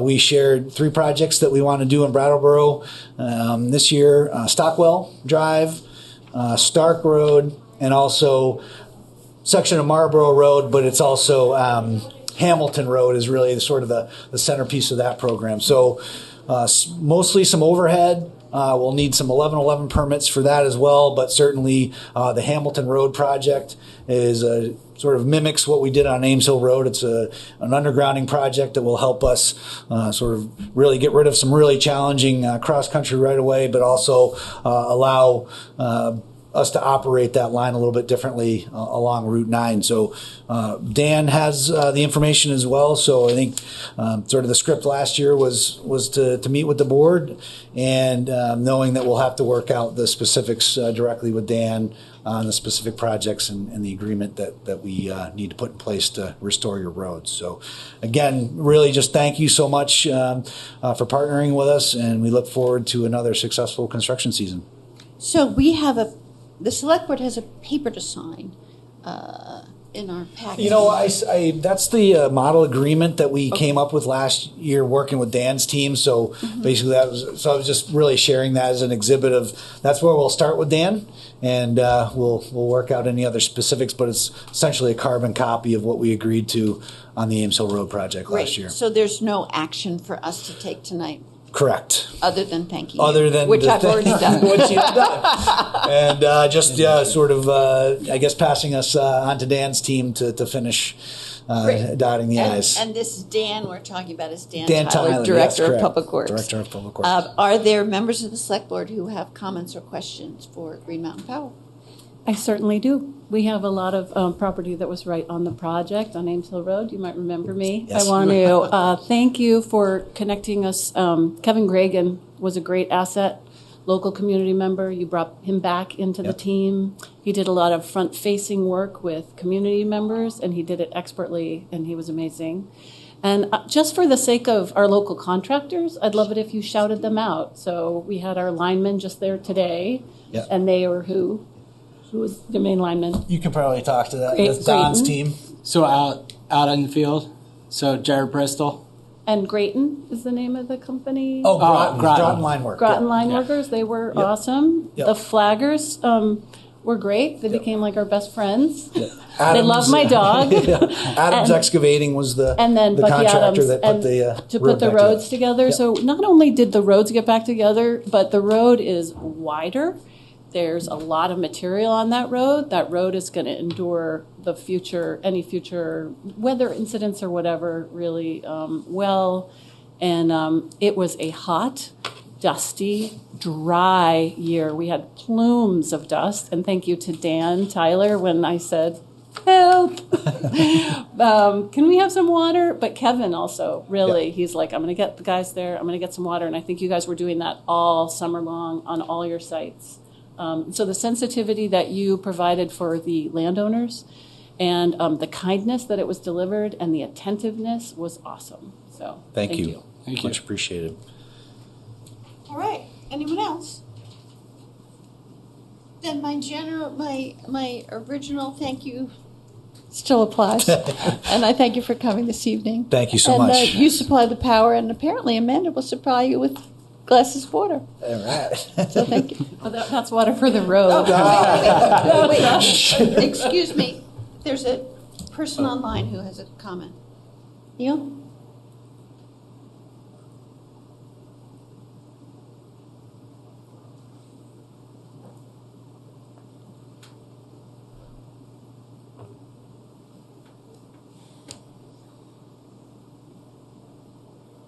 Neil, I just sent you a invite to unmute. All right. Let's ask Randy if he wants to make a comment, and then we'll get back to Neil. Hi, Randy Blodgett, District 7. I live in Olson Drive. I was trying to understand just some of what the drawing is explaining, if you could just go over that. Because there's poles now that go up on the other side of the road that cross, and it's a little different look. So I'm trying to understand the green line. I think that's the new work. Some of it's a reconductor of the existing.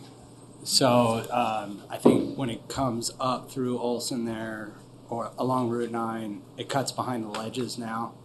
Right, it goes up behind some garages, there's a pole, and then there's Right. one house, and then it comes back across the road towards our house, and then up to another house, and then back across the road to all the other houses and up to the last two. It's kind of all over the place. Yeah, so as far as Olson Drive goes itself, like there'll be a partial reconductor of that. but everything will stay as existing for Okay. right now. That's what I was And trying to then later on, when we have more money and we can work through it, there's a possibility that that area could be put underground at some point.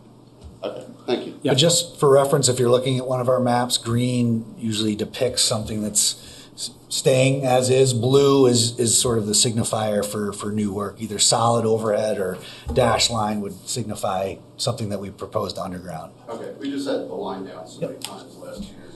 Yeah, I know exactly. I've been up to your house.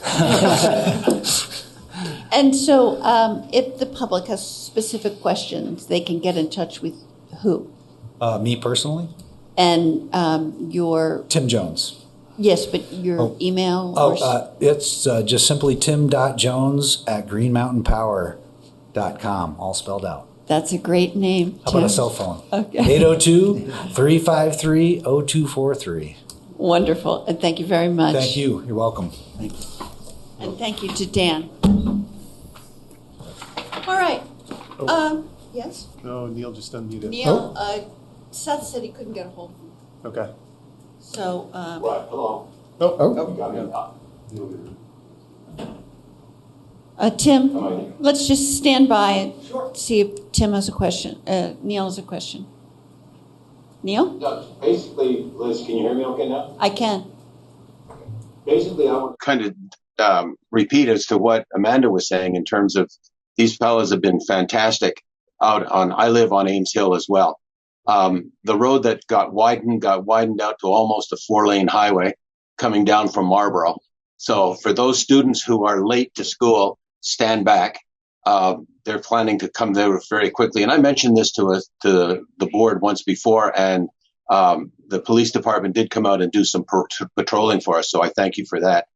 The question I have, though, is that the original idea was to, I thought, bury all of the lines to prevent power outages. Yet I keep seeing a lot of buried lines short term and then come back up out of the ground with aerial wires again.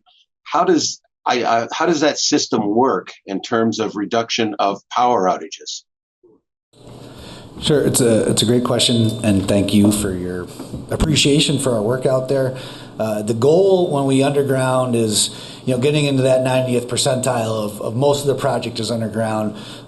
What you'll see overhead is either a culvert that we can't pass underneath, say something that's 3 feet or bigger, open water, somewhere where we're gonna, need to set back on either side of the stream and basically fly it overhead. So there will still be some overhead to the main line, and also the way we intercept how a customer is currently served. You'll still see some poles and wires overhead as secondary services to people's homes. So anything that's overhead and the main line rebuild, if it's not underground, it is built overhead to the most stringent storm hardening that we can have. It was 3-phase. It's Hendrix with or if it's single phase, again, putting a steel messenger or some other protective cable over the top of our conductor to shield it as the best we can. So still some risk remains with anything overhead, but we are finding that predominantly the underground stays intact, and we limit where we have overhead and try and mitigate the exposure around that as well, either with materials or other methods, hazard trees, what have you. So great. I'd like to ask one more question I have, or comment I have, is that I now understand why my bills have gone so high. That project was incredible. The number of people that were around, my imagined cost was just astronomical. I have no idea what that was, but I now know what I'm supporting. But thank you for doing it. You're welcome. Thank you. So, and it's expensive. Correct. And the record of your, I'm sure that's a public element. If someone wanted to look up the costs and so forth, it's on your website? Yep, absolutely. Well, we have I think when we advertised this when we first came here, it's a 2-year program that ends. So it was a $150 million investment over 2 years. That money was put forward by our owner investor. And as we complete sections of this project, it will then be put in front of our state regulators to get signed off on. And when that's approved, that will be worked into rates into the future. And I would assume that the the security of the undergrounding will pay for itself in lack of repair and maintenance. That was the catalyst for it, is Yes. to switch from storm. Just so that Yes. everyone understands you're not willy-nilly out there. Correct. So I think March 23 storm that people remember well was sort of the final catalyst that we needed to launch this program. So Great. Exactly right. Well, again, I thank you very much. I have one further question. So Hamilton Road, there's a working dairy farm, and how do you plan to? Will you be able to have enough width on Hamilton Road to be able to work when that milk truck's going up the road? It'll be something that we'll have to work out, just like any place else we've been. We've been on some other similar roads as well. So we have a 2 week look ahead. So we'll canvass all our customers. We have this work to do. Get the lay of the land and make sure that if we're working around that farm or if there's blockage one way or another, that we'll clearly communicate what that is. Great. Thank you. Thank you. Welcome. Thank you very much. Thanks. Let's take a break for 5 minutes and come back. And what is next? Oh, yes. Let's see. We are now at item C, and Jennifer Burnell, the town assessor, will discuss the 2025 equalization study results, which I explained to my husband tonight, and now I will find out if I was correct. Okay, you want to do it? Not a chance. Good evening, everybody. Jennifer, town assessor. I was asked to come to this meeting to explain the equalized study result. This is a study that's done by the state of Vermont, the Property Valuation and Review. So every year, Property Valuation and Review, PVR, is required to certify the equalization education property value. The study shows how close towns are to fair market value. Because Vermont towns do not reappraise properties every year, there is an adjustment to the education tax rate. This adjustment is calculated by the state's sales study, which takes 3 years of valid arm's length sales annually. The resulting factor is the common level of appraisal, or the CLA. This is a percentage that reflects the difference between property values and current sales. This percentage is then applied to adjust the state education tax rate for all taxable real estate in Brattleboro. In 2024, the Vermont legislature passed Act 183, which updates the adjustment applied to tax rates. This became effective in 2025. Previously, education tax rates were adjusted by the town CLA only. Now, the new adjustment factor applied is the CLA divided by the statewide adjustment, which is the average level of appraisal for all of Vermont. I believe this was a reaction to the spike in sale prices for properties in 2020 and subsequent years. Brattleboro's 2025 CLA as of January 1st, 2026 is 64.94.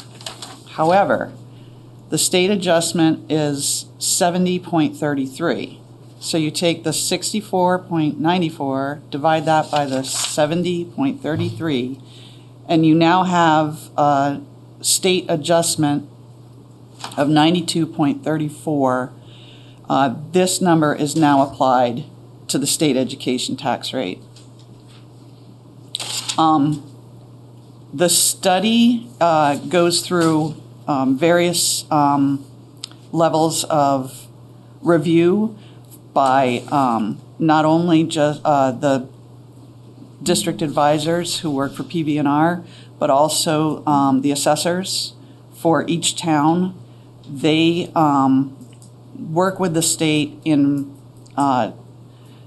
finding what sales are valid, stating what are valid, Most of them are, it's understood what should be thrown out of a sales study. Family sales,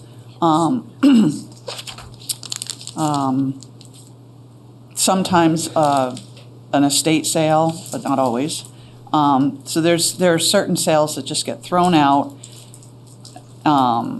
and assessors generally know their town and know what happened with a particular sale that was questionable, and so we work with the state. State does contribute some funds to the towns for that work. I have a slide that shows what our CLA and the adjustments to the CLA through the state adjustment, what it looked like this current year that we're in and finishing up. And I didn't really want to do it, but I did make a slide for, and it's in the packet, for what it would look like this coming year, tax year. I don't like to go into predicting what a tax rate is going to be on a state level because we just don't know. We don't know what the school, there's a district rate, and we don't know what that is yet. We don't know what the state rate is. I know that there's been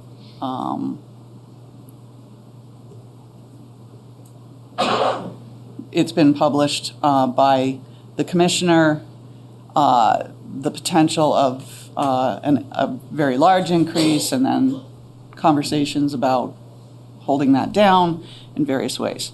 But so if all things stay the same, those are the numbers that you would have for a homestead rate, which would be 1.997, and a non-homestead rate of 1.8443.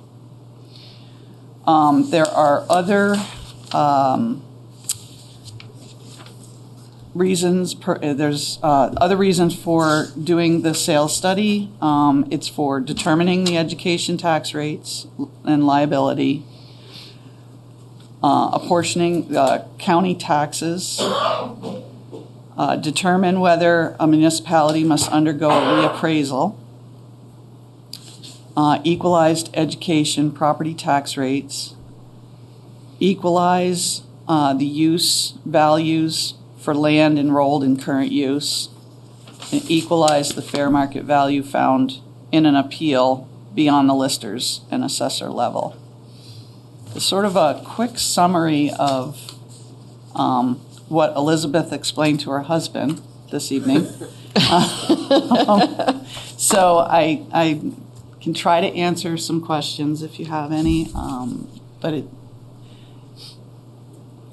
Great. Happy to answer questions. Thank you. The one thing that I didn't explain to Tom was that, I guess you throw out these wild, they're not average real estate transactions. Yeah, so there's... And I would say to Tom, it's like the Olympic skating scores. You throw out the high and the low, and then you average the rest. So I think that applies here as well. Yes, there are outliers and extremes, as well as the non-valid sales. Yes. Great. So. All right. So, select board members, do you have comments? God, I wouldn't even know what to ask. I have one question for Jennifer. ahead. So you said the state contributes funds for the CLA adjustment or the time for the assessor's office to work on those figures? It's the time spent that we do a sale. We validate sales when they send it to us, and it's through the VTPI process. It used to be through NIMRIC, now it's through the VTPI software, and we go through weekly and validate sales through the system. There is an endpoint, and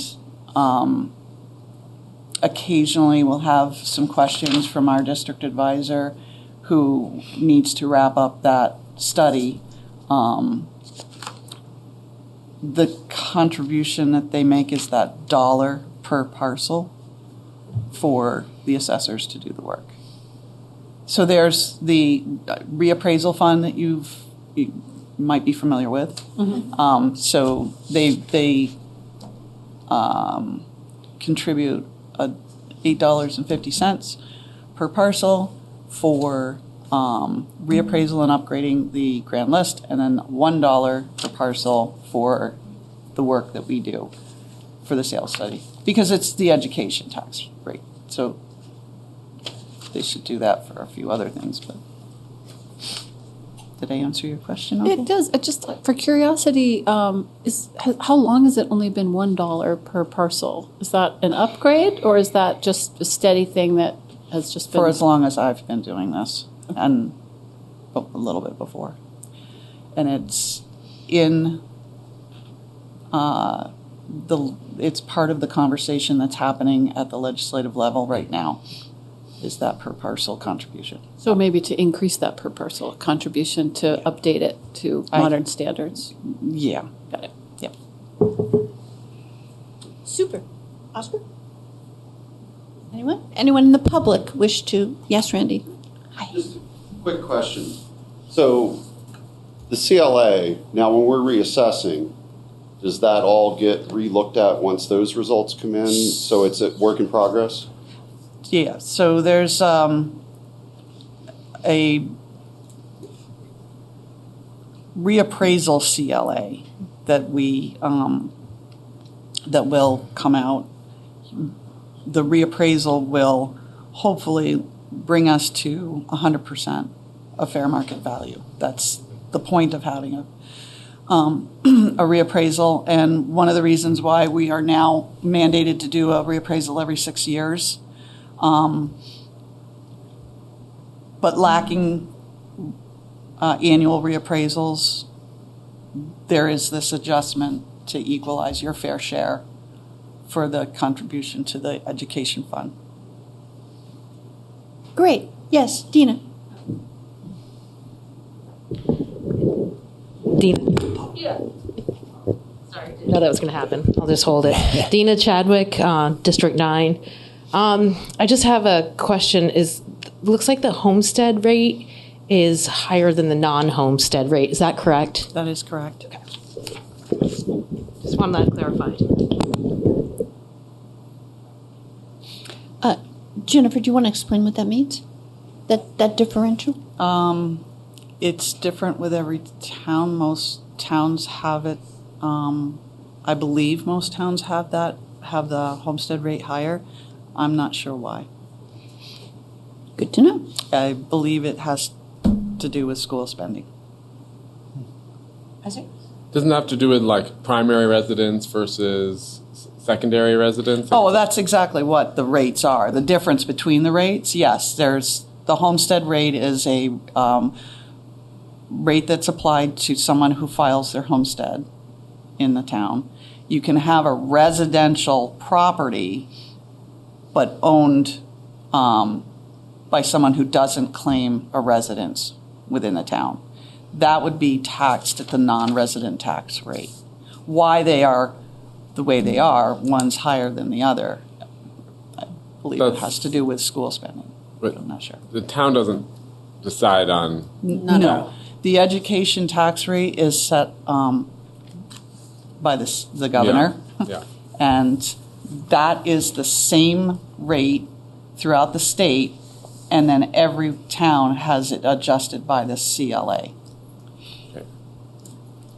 We have another question, Randy. Aren't we in the midst of either a law was passed or it's the second year of implementing a law that's going to change the categories beyond just homestead and non-homestead, I believe, in commercial? It's still a conversation. It's still, okay. Yeah. All right. Anyone else? Anyone online? You explained it so well. Thank you so much. Thank you. All right, Sue Fillion. Is there anything you want to say to introduce Sue? No, well, maybe just briefly. Sue has been coming to the board on a biannual basis, I would say, to update you all on the Housing Action Plan, which she's here to walk us through tonight. Great. Thank you, Sue. Thank you. I'm Sue Fillion. I'm the planning director, and this is the Housing Action Plan report. So we've continued to have a strong year from housing permitting perspective, and I'm referring to calendar year 2025. We issued 125 permits for housing. 105 of the units were in multi-unit buildings, 70 at the Chalet property in West Brattleboro, and 28 for the Winston property first phase. And at the Chalet, we're actually anticipating that 31 units will start construction in 2026. So they were permitted for the entire project, but it's going to be a phased project. So one of the things we do to kind of keep track of the cumulative is we're always looking at the net housing as well, because in any given year we're going to lose some housing units. It can be from a fire, it could be demolition to build, demolish one thing, build another unit there. So examples of lost units from 2025, there were a couple of fires that destroyed a couple of mobile homes in Glen Park. The Wheeler House, which was a single unit on the Winston Prouty campus, was demolished, so to make way for the 28 units. And then one project that we had permitted in a previous year went from 5 units to 3 units. So we're constantly looking at the net gain in housing units by permits. And so for 2025, it's a 77 new housing units. So we permitted more, but when you look at all the loss of housing units too, and in the end it shakes out to 77 new housing units. So as we consider, how we're doing towards the Housing Action's conservative goal of 519 housing units, in the 3 years that we've been keeping track since that plan went into effect, we have permitted a total of 221 new housing units. So we've made some progress. That's positive. There remains projects in the pipeline, ones that have kind of been talked about publicly that are out there, but haven't necessarily come through permitting for us. Is Melrose Terrace is going to be redeveloped with 21 units of senior housing, and I think they're planning to start construction this year, permitting a little later this winter. And then Holton Home is going to be redeveloped with 21 permanently affordable apartments, including several apartments set aside for individuals with development disabilities, in a partnership that Wyndham Windsor Housing Trust is doing with Black Mountain Assisted Family Living. So those we hope to see in this coming year as well. And then we have a couple of projects that have been permitted in previous years that appear to be stalled. And, we don't know the reasons for all of them. We do know that construction costs remain high. Financing, particularly for individual developers, can be challenging. And so those are two things that seem to be some barriers to some of these moving forward. And then others could be other reasons. And so I kind of want to speak to some of the ways that the town has given support to projects, and also give you a heads up of some things that you're going to see at upcoming select board meetings related to some of these projects. So you might be familiar with community development block grants in Vermont. We call them Vermont. They're from the Vermont Community Development Program, the VCDP program. Patrick often would bring applications before you for the town to sign off. They're basically federal funds that the state has a plan for using, and then they grant those to the towns. The towns are the applicants, and then we're often passing them through to other partners to do projects, particularly related to economic development and housing. Well, those are the two uses in Vermont for these HUD funds. So at your February 17th meeting, we've scheduled a public hearing for a development at 33 Oak Street, just just around here where the person needs additional funding to complete the project. The project is a planned 5 rehabilitated units and 8 new units. And so that's one project that's in the pipeline. There has been a cut to federal funds, to HUD funds, to the state of Vermont. And so in the past, there were often 3 grant application rounds a year. And the town really managed this pretty well, kind of setting up a pipeline of what are the projects that are going to be submitted at different times. With the funding cuts, for now, we're only anticipating 1 round a year. So like I said before, they were kind of nicely managed for the select board to decide. So you didn't have to make a decision between projects, but that might be changing due to only having 1 round a year. The state is trying to work on a scenario where maybe they could accept 2 applications from a town in that grant round. It might have to be 1 economic development, 1 housing, but that's just something to keep an eye out for, because we were encouraged by the state to allow different applications to at least go through pre-development, which might mean you would have multiple public hearings in the end. You know, some might never make it to the public hearing stage, but it could be a situation where you're weighing different applications, you know, for housing projects. So that's just something to be aware of. And then Winston Prouty, I think back in December, you accepted a grant to the town. They basically received $750,000 in directed funding from the state for infrastructure improvements. They'll be working on the water systems for that, the water infrastructure for the first 28 units, but also expanding it. They've had capacity issues at the campus anyway, so in order for them to do their kind of full housing build out, they're going to need to improve that infrastructure. So the $75,000 is going to be granted to the town and then passed through to Winston Prouty. And that is going to require a development agreement where the town agrees to take over the infrastructure at the end. Winston Prouty has been working closely with the Department of Public Works and their engineer. So there's been discussions about that, but we are expecting a development agreement that will come before the select board, laying out kind of, you know, our working relationship and also an indication that the town would take over that infrastructure at the end of the project. So that may be at your February 17th meeting as well. Another part of the housing action plan is to kind of improve the existing housing stock.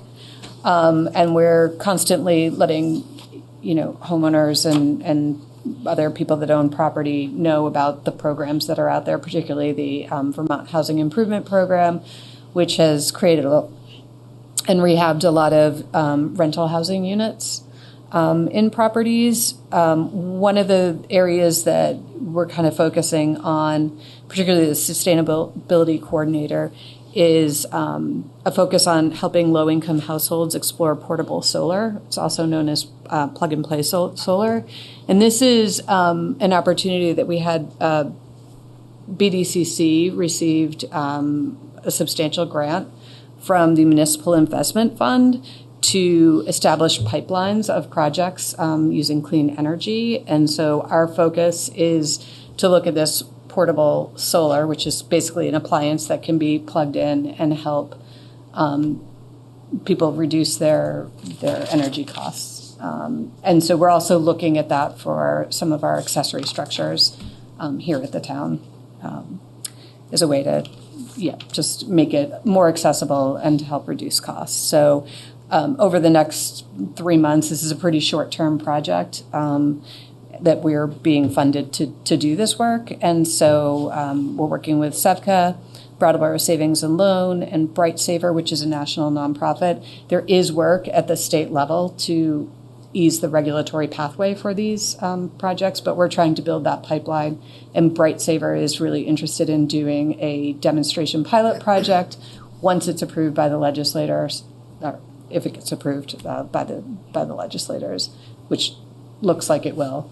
And, to demonstrate how it can help people save energy bills. So we're kind of Stephen is doing some background work, working with particularly Tri-Park, but also some of the Housing Trust and others.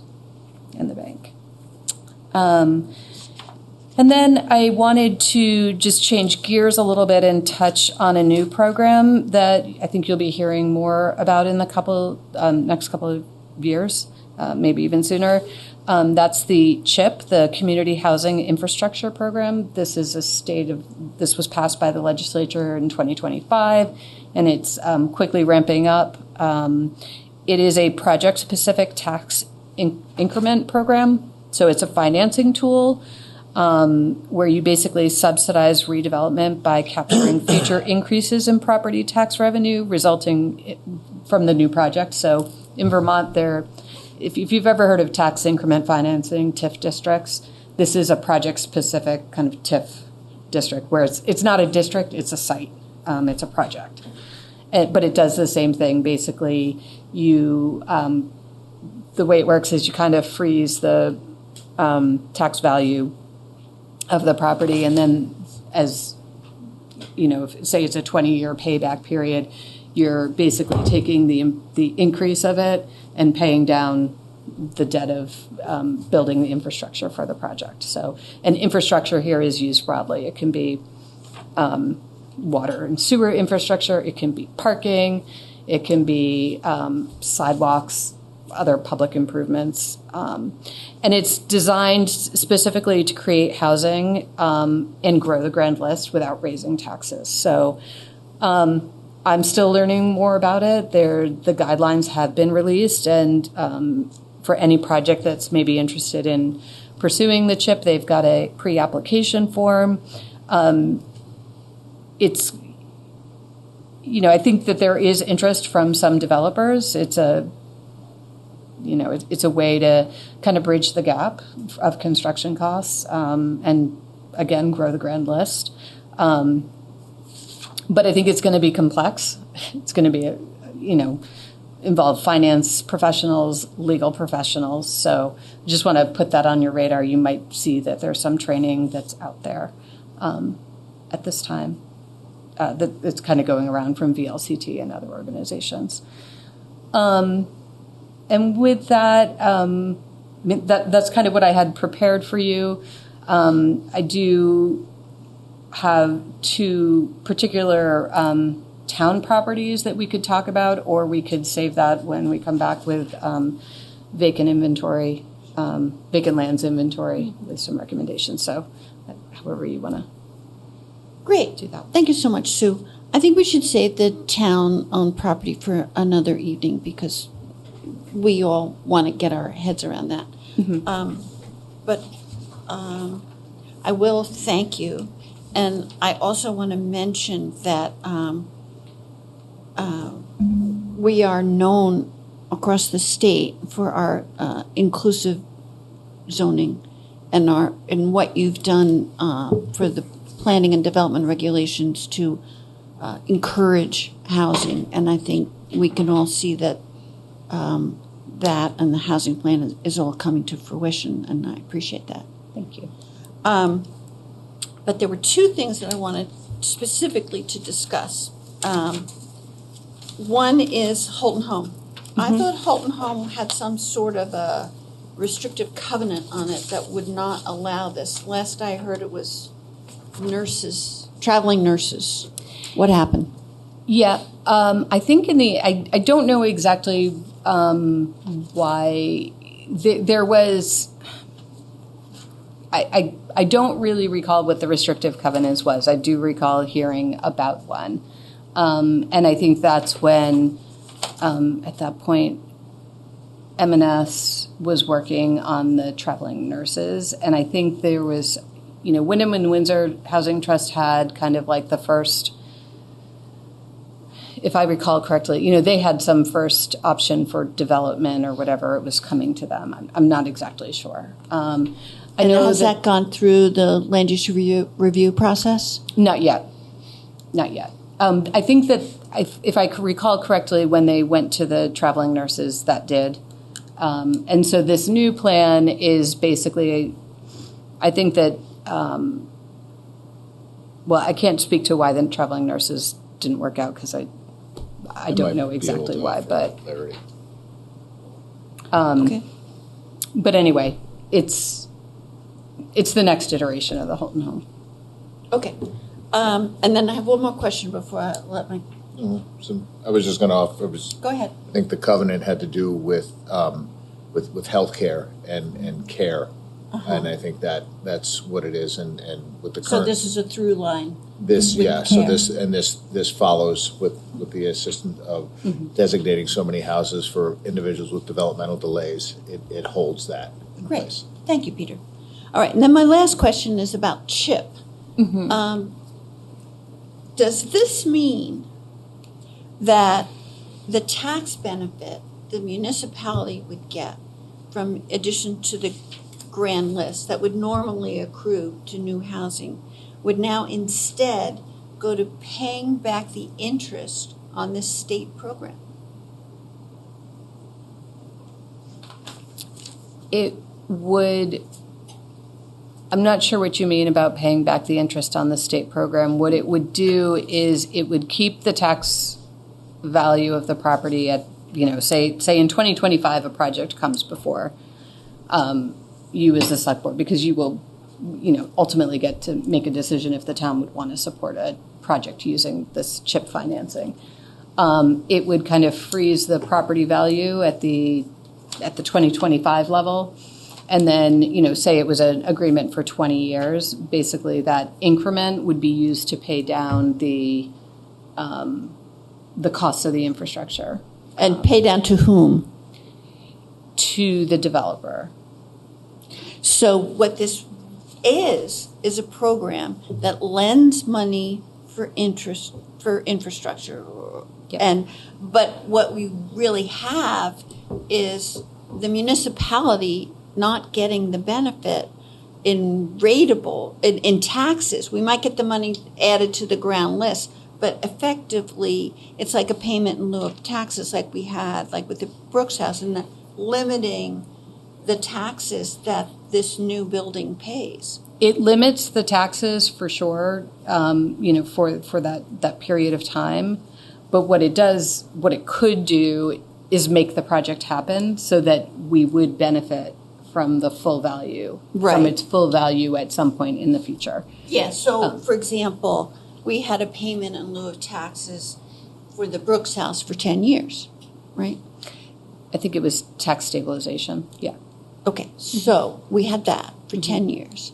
And everybody got money from that project, except the town. The municipality did not get additional taxes from it because it was negotiated. And so what's happening in this is a state program that takes the control out of the municipality to gain the tax increase from a new development, which I think is a doggone shame.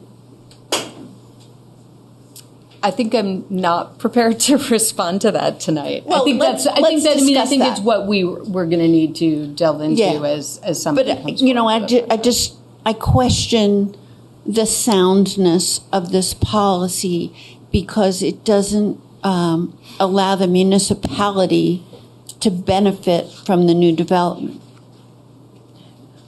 And that's all I'm saying. Yeah, and I think my response, I don't know if you don't want a response to it, is that, we need housing for economic development purposes. We need children in our schools. And so, if a project is not going to work because there's just this big gap, and, so that's the alternative. Right. Well, that's all very nice, but, we as a municipality suffer. We're the ones who would be bearing the brunt of it because, once again, everybody would be, running around developing. But what we would expect in terms of addition to the grand list would be increase to our tax base. But that's being stymied. John, did you want to? Well, I did just want to say that, of course, the board would approve any use of this, and there would be a development agreement. So if you wanted that to be a shorter duration, it would generate less funding, but it might bring it onto the grand list sooner, and so that the town would benefit sooner. But as Sue was saying, it's really an attempt to try to make some of these projects that have been stalled actually happen. So. Well, more to come on that. Are there other select board members who'd like to comment? Yes, Oscar. Yes, thank you. Well, we could probably talk for hours about this, but I don't want to do that right now. So just thank you for all the information. The success with the housing permitting is excellent. I was here earlier today, so I want to at least mention that I ran into Stephen and Brian with a bunch of boxes in the hallway for the plug-and-play solar, which is very cool, which I didn't even know was physically possible, but it's basically a panel that, maybe you mount out of your window of your apartment and then a big appliance, and you just plug it into your wall outlet, and it essentially feeds power to your circuit, which is kind of crazy, but makes a lot of sense. And I think there's quite a bit of money potentially in the offing for that project if it all goes through the way we hope. Like, I believe, do you know the number offhand? I don't want to misquote it. Do you mean for like the next phase? Yeah, for the next phase if that happens. It's at least a couple $100,000, if not. Yeah. Yeah. And then, so anyway, that's an exciting possibility down the road. And then, well, I also want to talk about CHIP, but I think it's good. It's exciting. Tax increment financing is a tool that we can use when we choose. It's certainly not something that's being foisted on us or that would take anything away from us that we don't want to pursue. But yeah, if it's something like tax stabilization that can get us over the last mile for some project, the only benefit, it is not the case that the only benefit for new development in Brattleboro is just growing the grand list. So I'm excited to learn more about it. And my question for you is, where do you see the town's role? Is this a thing where we're mostly educating people about the program's existence and the options, and then developers will approach the town, or something else? Yeah, I think it takes place in the conversations that we're having as people are bringing, development there, and they're asking about what tools exist. I think I think it is going to take education for the community to understand how it works, and I'm trying to get up to speed on some of that as well. But initially, I think it's going to be up to a developer if they want to pursue it with the town. And like I said, it's pretty sophisticated. It's not, just somebody doing a small. There's risk for a developer. Could be risk to the town. So you really want to make sure the development agreement is. And like you said, the boundaries seem to be designed to be relatively loose in terms of infrastructure. So, for example, my understanding is that something like new development is going up. There is a sidewalk leading there that is in very bad repair. That's probably the sort of thing that could be folded into a project like this, which, nothing comes for free, but it would be a way to get a bunch of work done on what are pretty favorable terms as far as financing goes. Yes. So. That's correct. So there can be the public benefit that way. We can improve our infrastructure through this. Okay. Definitely. Well, awesome. All right. Well, I'm looking forward to hearing more about that. But thank you for the whole report. It's great. You're welcome. Amanda? Great. Sue, thank you so much. It's very inspiring as we look toward the future. All of this is so exciting. So a couple, just a clarifying question. You had mentioned we may have to be weighing different projects. Could you clarify what you mean by that? So in the past, because there's been like 3 rounds annually for Vermont or for community development block grants, VCDP grants, we call them here in Vermont. It was the case where they were just managed in a way. Okay, Wyndham Windsor Housing Trust, you'll apply at this time, and Community Development Support Inc., you'll apply at this time. So we were able to put, several projects up a year. But I think, and this is probably a conversation with John as well, how do we want to manage those projects? if we're only able to submit one and we have a couple of housing projects coming forward seeking assistance through these funds, how do we want to do it? And the other question I had was about the Oak Street property that was referred to. Mm-hmm. You, just for clarification, you said that they may be needing to apply for additional funds to complete a project. Is that typical? No, I think that most of the times the projects that have come before the board have it's a piece of the funding and that's been identified at the start. So it's, when Groundworks built their new facility, it was, a piece of that funding. I'm trying to think of some other ones. I think that's the one that's coming to mind, but, it was part of their funding stack from the beginning. So it's a little different. Okay.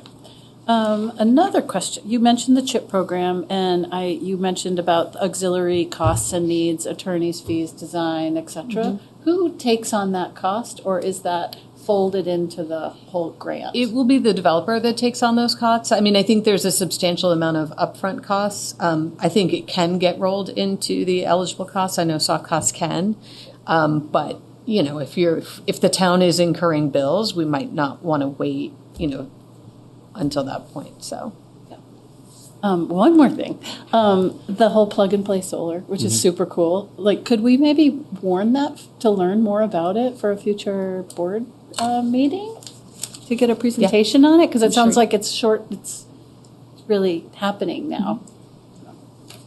Okay. Great Just a idea. thought. Yep. Okay. All right, Isaac. Yeah, well, thank you so much. This is one of the priorities that we identified that our chair mentioned earlier in the meeting. So good to see the progress with it. And there had been some discussion about the vacant buildings ordinance.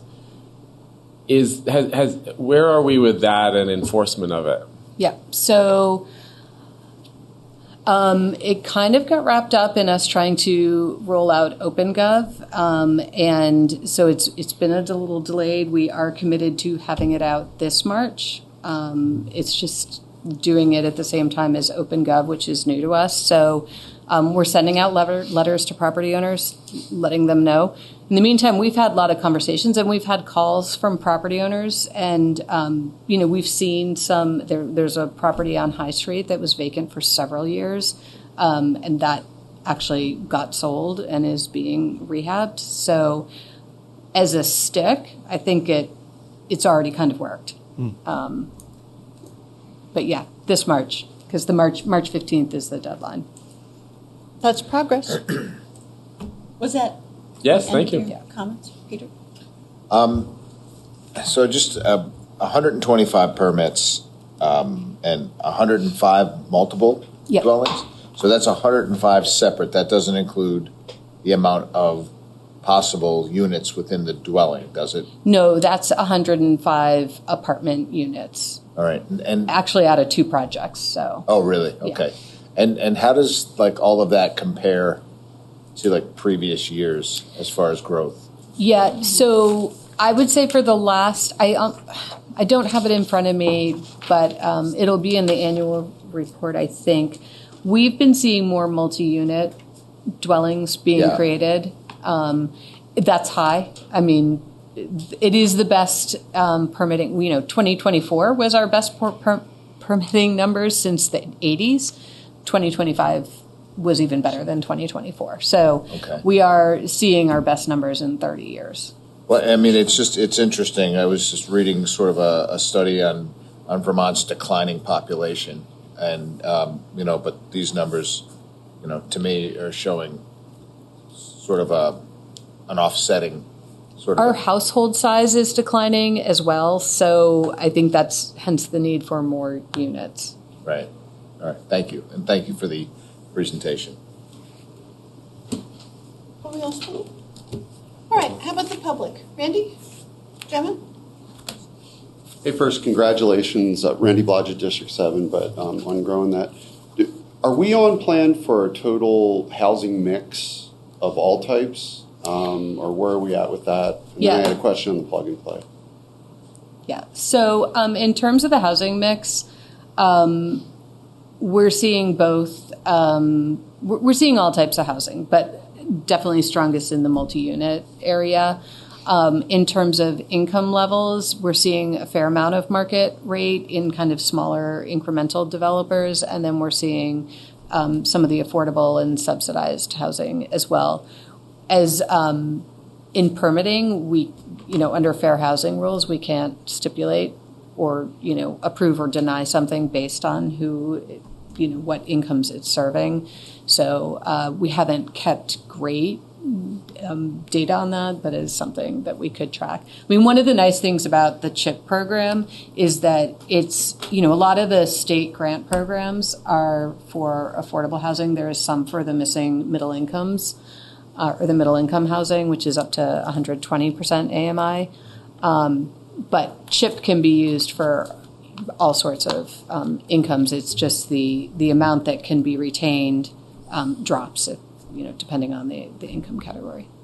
So we're just, I guess I'm just a knowledge base I'm trying to learn is do we have a plan so it's like we're short in this area, so we try to grow that, we have enough of this, or is it just what the developers are, I'm just trying to understand, do we try to manage that, or it's a little bit just as it comes in? Yeah, we've just been managing it as it comes in. We haven't been trying to manage and seek out more market rate or more affordable. Okay. On the plug and play, it's an amazing thing that a few states like Utah have passed up to a 30 amp circuit. It has a built-in backfeed preventer, so it doesn't, hurt the lineman. If the power goes out, it knows to stop. It will use whatever circuit you have. It auto senses if it's a 15 amp or a 20 amp up to a 30 amp, and then automatically lets that much power go in, and it senses short circuits. It senses water intrusion. It's really a neat thing. It's kind of, you don't need to get an electrician and redo something because it can use what's there. But if you made it better, it does even a better job. So it's something really cool. All right. Gemma. Hi, Gemma Seymour again. I just wanted to talk briefly about something that I bring up very often, which is, first of all, let me say I am just starting to wrap my mind around the idea of tax increment financing. This is something that's new to me, but it sounds to me very much like it would have an effect very similar to the program that the property tax abatement program that the city of Philadelphia put into place in the year 2000. And what they did was they abated all property taxes on building improvements for both commercial and residential properties. And just reading from a report from 2017, what they found was that by that point, new home building in the city had increased by 376% compared to a minus 11.25% drop in the surrounding 5 counties in Pennsylvania, not including the New Jersey suburbs. So what they found was that by 2017, that it was a 10-year abatement program. They had already increased revenues to the city from property tax from expired abatements by $48.1 million. And they calculated by 2026, that would increase to another $169 million annually. Now, of course, it's Philadelphia, and they deal with much larger numbers than we do. But of note, more than 2/3 of the properties under the abatement had assessed values of less than $400,000, which is the lower half of the market in Philadelphia, 25% of which qualified as workforce housing based on the assessed values and neighborhood incomes. So I think that programs like this can do a very good job of kickstarting development in a place that really needs housing. And yes, we would be foregoing some property tax revenue for a fixed period of time, but it also adds value in the long term to the town. And once the abatements expire, it's a windfall of profits for the town. So, thanks. Thank you, Gemma. And I'm all for development.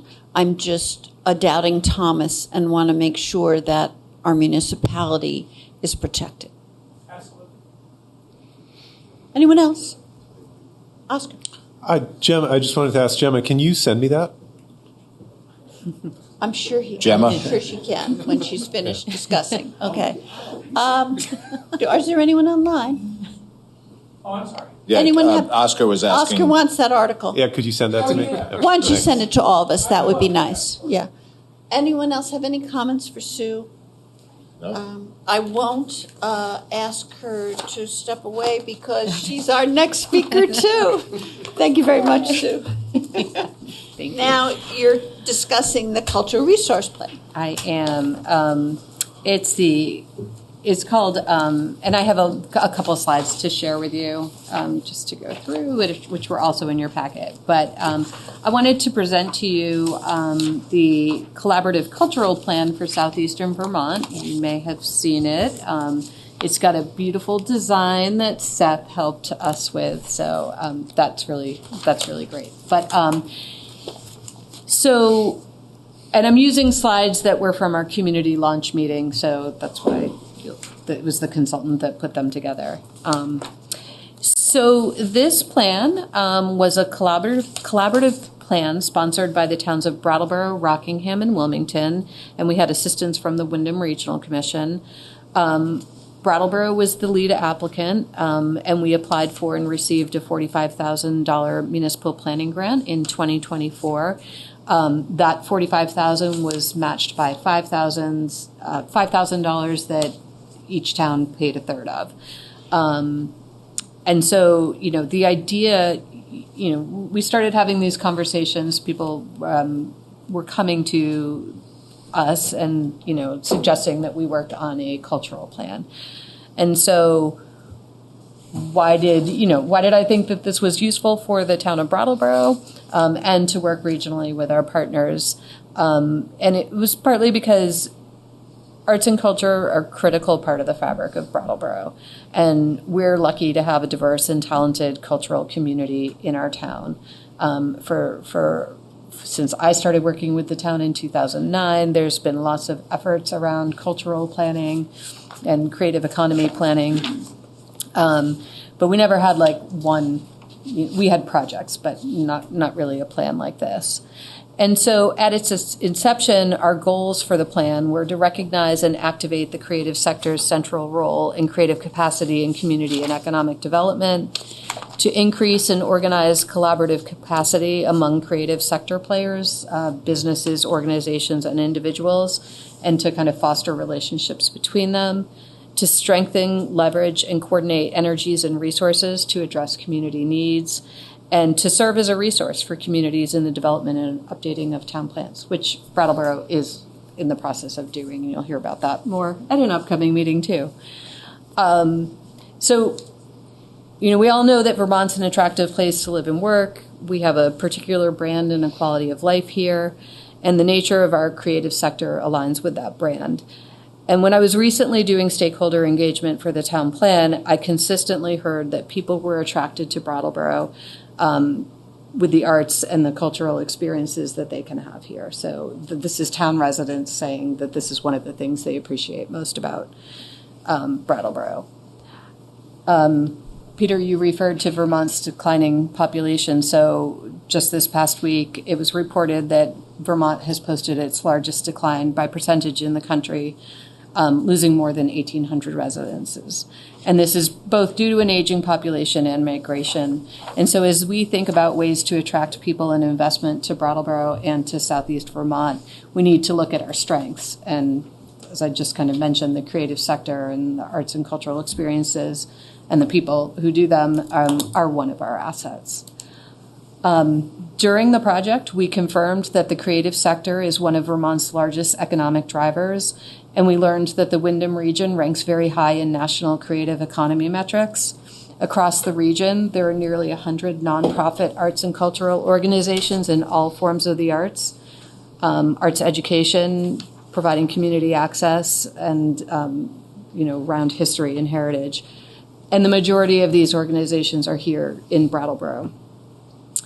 Earnings across the creative industries were nearly $78 million in 2023, and there were over 2,100 creative jobs located here in the Wyndham region.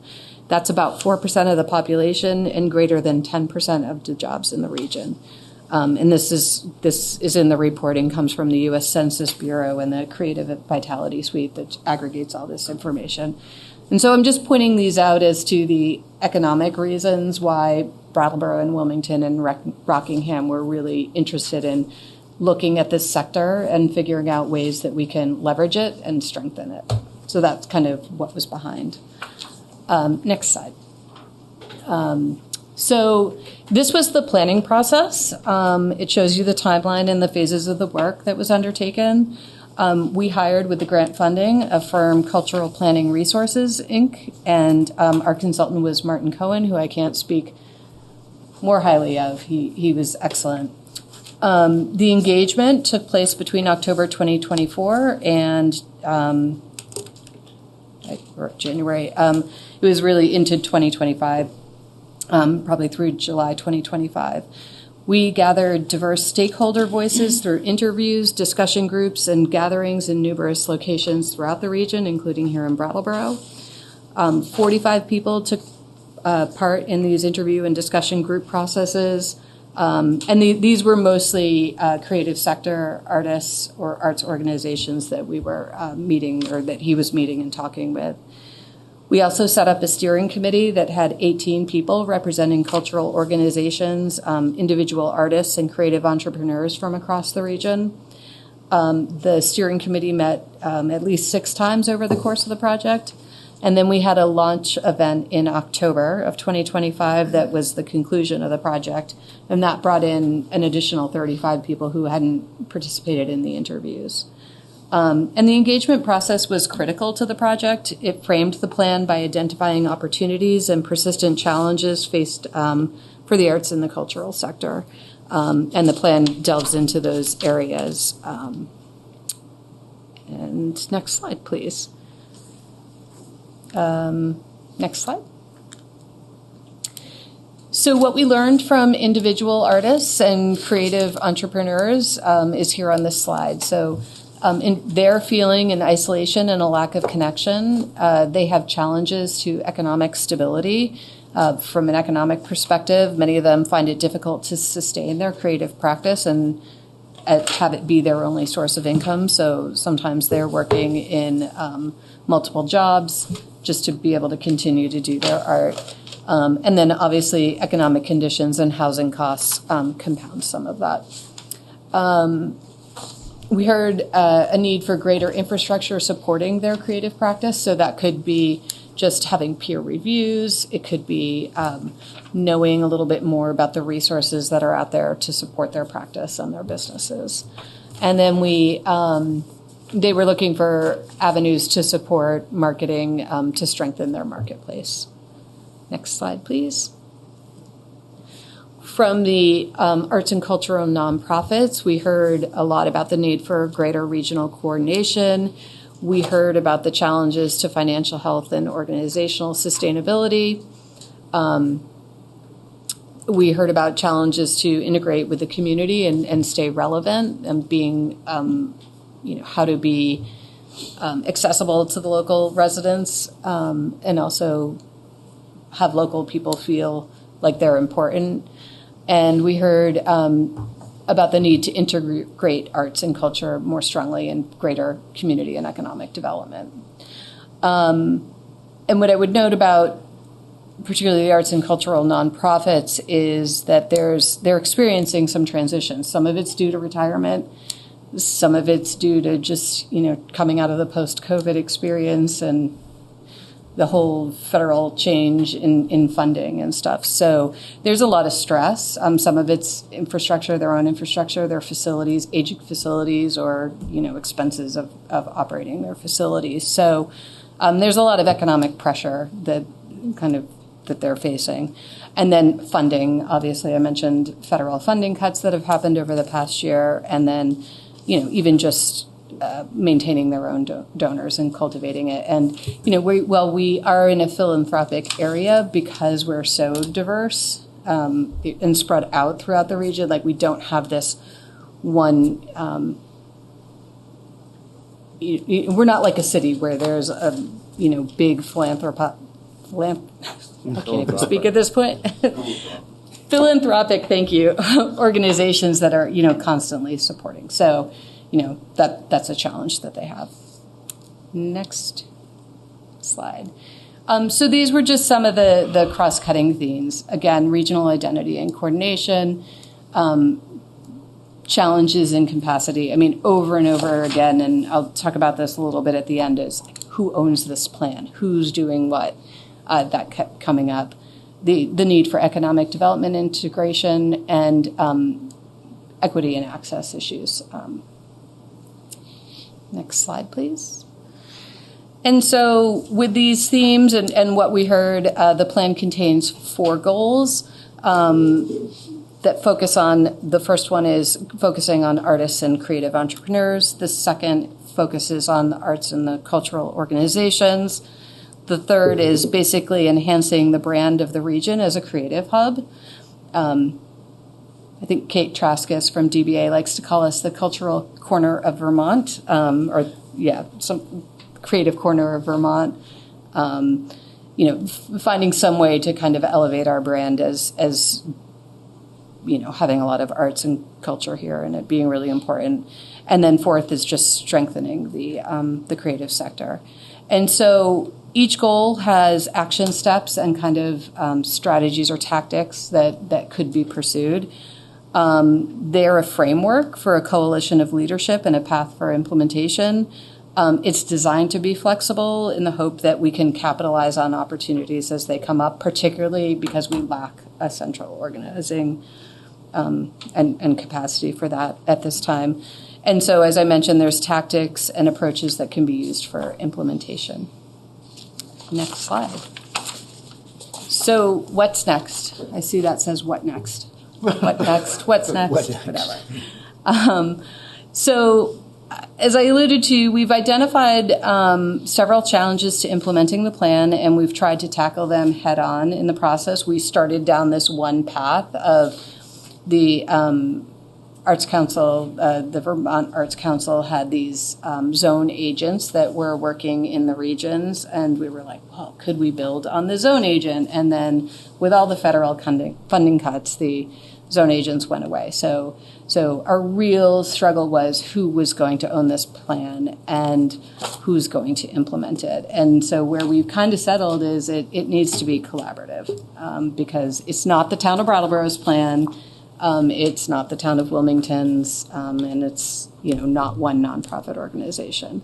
And since the culmination of the plan, we've had 2 meetings with some members of the steering committee and other people and some partners to kind of figure out how do we move it forward. And BDCC has acknowledged there's a place for them, and as simple as making sure that their workforce and business kind of tools are accessible to artists.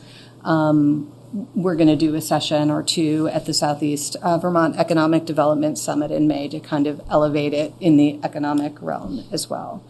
Wyndham Regional Commission is going to do some workshops there seems to be interest in doing some workshops and sharing town plan language. I've already been sharing language with some other towns in the region who've asked about it.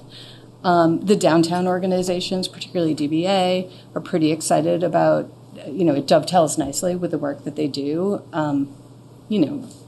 Can we have a little bit coordination between events that are going in the region so that somebody that's coming to Brattleboro can stay longer and maybe use Brattleboro as their hub and have other things to do in the communities? Because if we all, if we can be successful together, that helps the entire region.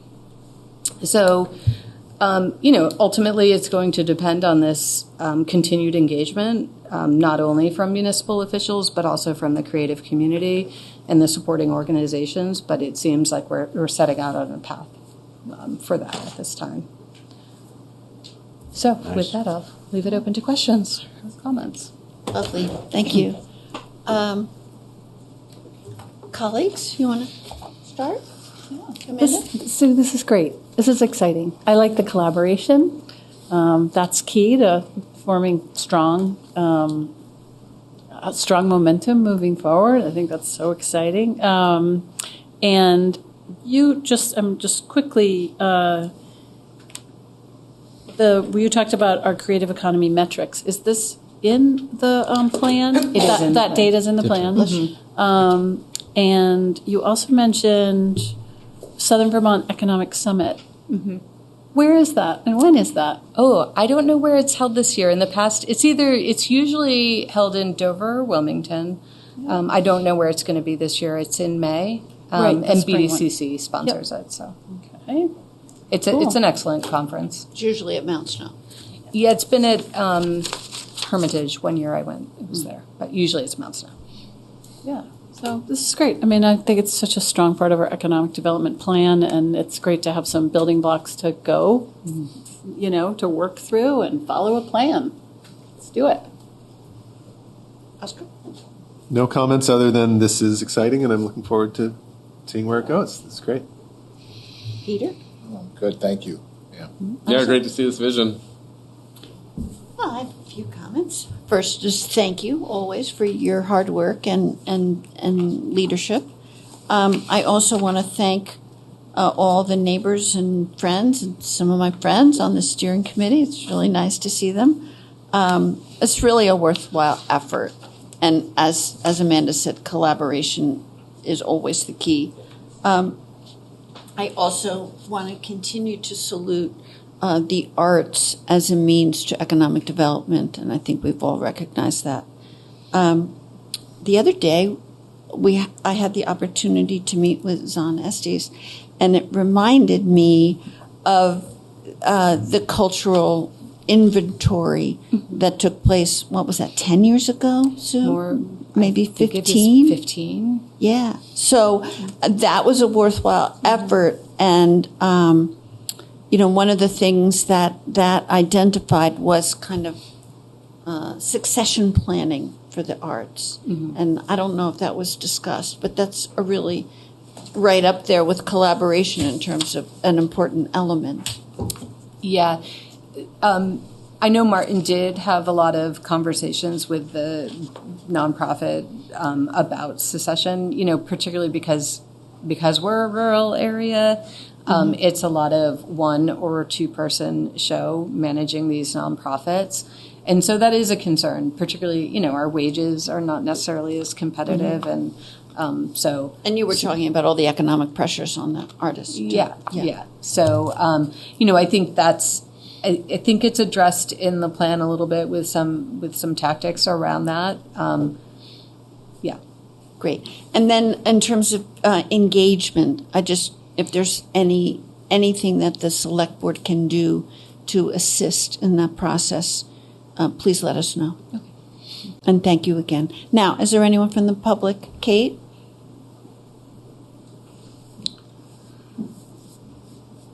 Kate O'Connor, and I want to make my comments as the Executive Director of the Brattleboro Regional Chamber of Commerce. We are on board as one of the partners that have been participating in these meetings that Sue was talking about. And, we represent the towns of Brattleboro, Vernon, Guilford, Putney, Dummerston, Townsend, and Newfane. And it's great. There is momentum for this, which is great. In fact, I was just talking to our web designer last week to make sure that the cultural plan is highlighted on the chamber website so that people can see it. If you don't know the plan exists, then you don't know there's a plan. So it's great. Sue's done a lot of work. The people that were involved did a lot of work, and I think there is a real strong momentum. And we see it's the whole rising tides lifts all boats. It's if all of us do it together, we have a better outcome. So I just wanted to get up and say it's a great plan. Sue did a lot of work, and there's a lot of people invested in it. Thank you, Kate. Anyone else? Anyone online? Kate. Kate T.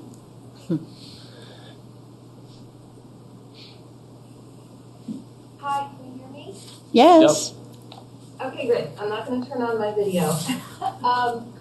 I just also wanted to say of the steering committee of the plan that I'm so excited about the outcomes and the work and the collaboration in building the plan.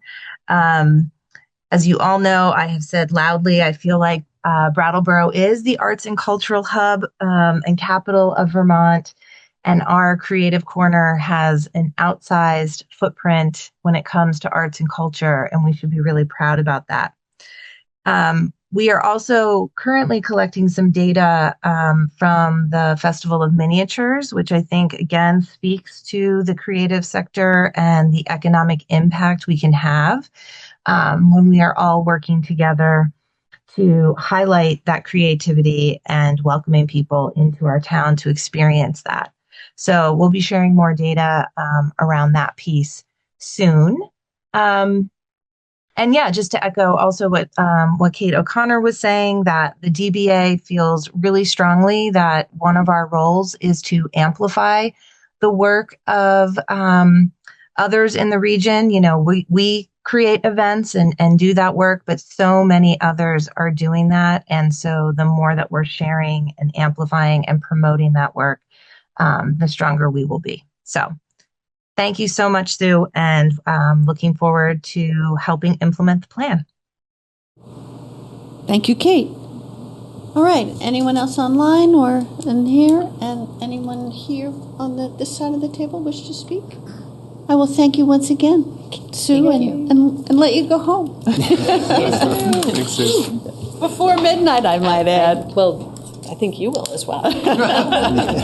Thank you. All right, so John, one last item. Yep, one last item, and I also wanted to thank Seth for his work on that plan as well. So Oh, great. really appreciate Thank that. Yeah, so the last thing you have on your agenda tonight is a long-term financial projection for the general fund. And I put together a projection of revenue and spending in the general fund for basically the next 5 budgets, so fiscal 28 through fiscal 32. This projection, it's not a budget, it's a 5-year forecast. And it's based on kind of incorporating the most current thinking on what the future may hold. I'm hopeful that this exercise will inform the select board about areas that may require proactive policy decisions to maintain service levels, to manage risk to the town, and also to reduce volatility over time. Whenever you're doing any sort of financial modeling, it's really important to state your assumptions. And in this particular approach, I went line by line in the FY27 Select Board approved general fund budget and made what I hope are reasonable assumptions about future trends. And these are based on our recent experience. They're based on current policy direction from the Select Board and also sort of likely future policy direction that may or may not happen. But I had to make some guesses about that. I did write them all down. They're in this projection. There's a column in the table that's called projection assumptions, and that lists out all of, for each line item, what the supposition was. This model is driven by 40 growth factors, and those are included separately in the projection, and they can be adjusted in this model. So if you wanted to develop an alternative scenario or a different contingency, it's possible to do that using this tool. Seth has posted this as a spreadsheet on the town website. It is available. Anybody can download it. They can change the assumptions. They can mess around with what's in there and come up with their own projection. And I would encourage anybody to do that. Some of the key takeaways that I had from undertaking this exercise, which was actually more fun than I thought it would be, were that based on the stated assumptions in this model, including some significant ones around the adoption of new revenue sources, which has been a focus of the Select Board, the overall property taxes needed to cover projection expenditures would increase an average of 4.9% per year, going from 20.9 million in fiscal 27 to 26 million in fiscal 32. This would continue our run of single-digit tax increases that we have seen over the past 5 years, so it would be able to extend that out over the next 5. The property tax trajectory is, of course, conditional on policy successes that really are not guaranteed, including the creation of new revenue sources, which, as I mentioned, has been a priority of the Select Board over the past several years. The focus and in the assumptions in this projection are in 2 areas: a local option tax on fuel, which Molly Burke is working on in the state legislature this session, and also the concept of state revenue sharing. So both of these things require future policy actions. Non-tax revenues such as rooms and meals and sales tax are projected here at 5%, which is modestly above expected inflation, and that reflects an optimistic but plausible scenario tied, at least in my mind, it was tied to anticipated economic recovery from the Select Board's recent public safety and economic development investments in town, and the potential for some minor local option tax rate increases, which I think is another revenue enhancement area that we should be looking at and speaking with the legislators about. For many years, the town really limited its investment, its capital investment in infrastructure, spending as little as $350,000 a year on a very sizable capital asset base the town has, which is estimated around 181 million. And that lack of investment in the past has led to, it's created deferred maintenance, and it's also created some capital risk around the fact that we haven't addressed this, and it needs to be addressed over time. This financial projection would allow 2.2 million of investment per year across the time horizon in capital spending. This projection also, it makes no use of fund balance as a revenue source. So that means that all the annual savings, any annual savings every year, as well as a built-in growing contingency and reserve building line item in the budget, which is something that the Select Board had asked for in the FY26 and FY27 budgets. Those together could really help build our reserves towards the Select Board's goal of maintaining a fund balance at approximately 10% of operating expenditure. Assumptions in this projection regarding staff salaries are made at 5% and 3% for department heads. This will, of course, depend on collective bargaining negotiations and also the competitive hiring environment that the town operates in. The overall increase, in case anyone's curious, in salaries from FY26 to FY27 was under 1%, so I feel like this is a conservative estimate in this financial projection.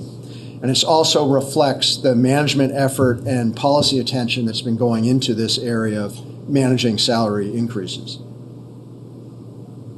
The projection also assumes that no additional staff would be hired from fiscal 28 through fiscal 32. And that, of course, would depend on future service demands, any regulatory requirements or other mandates from the state, as well as community expectations. Healthcare costs, retirement costs, and workers' compensation are projected in this projection to increase above inflation.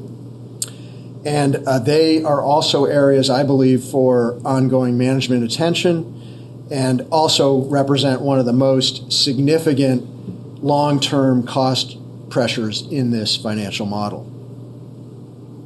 So what what I assumed was healthcare at 12%, retirement at 10%, and workers' comp at 15%. So being pretty healthy in those assumptions.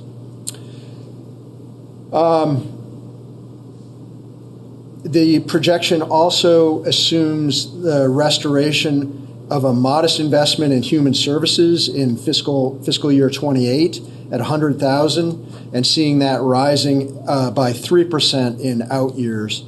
And the accuracy of this assumption will also depend on community expectations. Fuel, electricity, and utilities costs are projected to increase at 5%, and that's based on our recent experience in those areas. It's another area for ongoing management attention and sustainability investments like we've talked about a little bit tonight. The model itself and its flexibility, I believe, will help support the Select Board in evaluating future policy directions. And while this is optimistic by design and dependent on key policy assumptions, this model illustrates a plausible scenario in which current service levels can be maintained with relatively modest growth in required tax revenues. And I'm happy to answer any questions about this. It was quite a bit of work, and I think that I'm hoping it will help you all. Thank you very much, John. Yep. Which one of my colleagues wants to begin commenting? Isaac? Okay. Well, thank you so much for putting this together. It was something that we had voted on April 15th unanimously that we would like to see.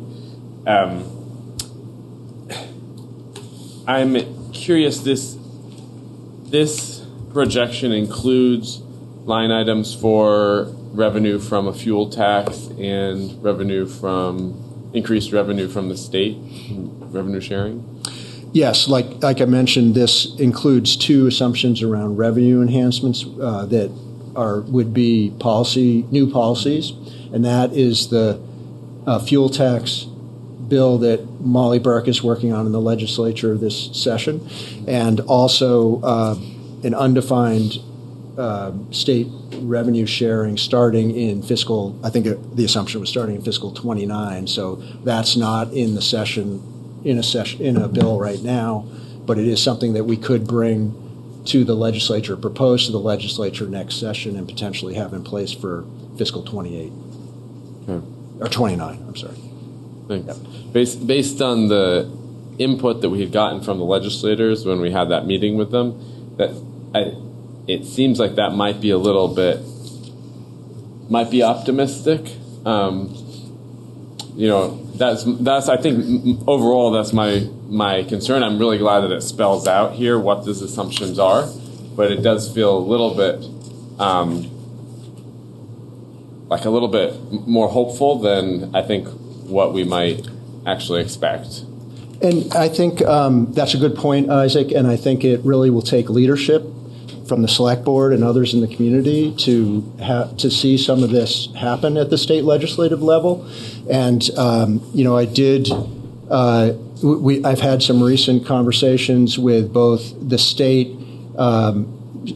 administration as well as members of the House Human Services Committee about the idea of revenue sharing, particularly around the situation with the motel program and how much that's costing our town. And I've had some receptivity to the idea of, well, if we're going to put a lot of people in the motels in Brattleboro, perhaps there should be some offset of municipal costs, and that would be the state revenue sharing idea.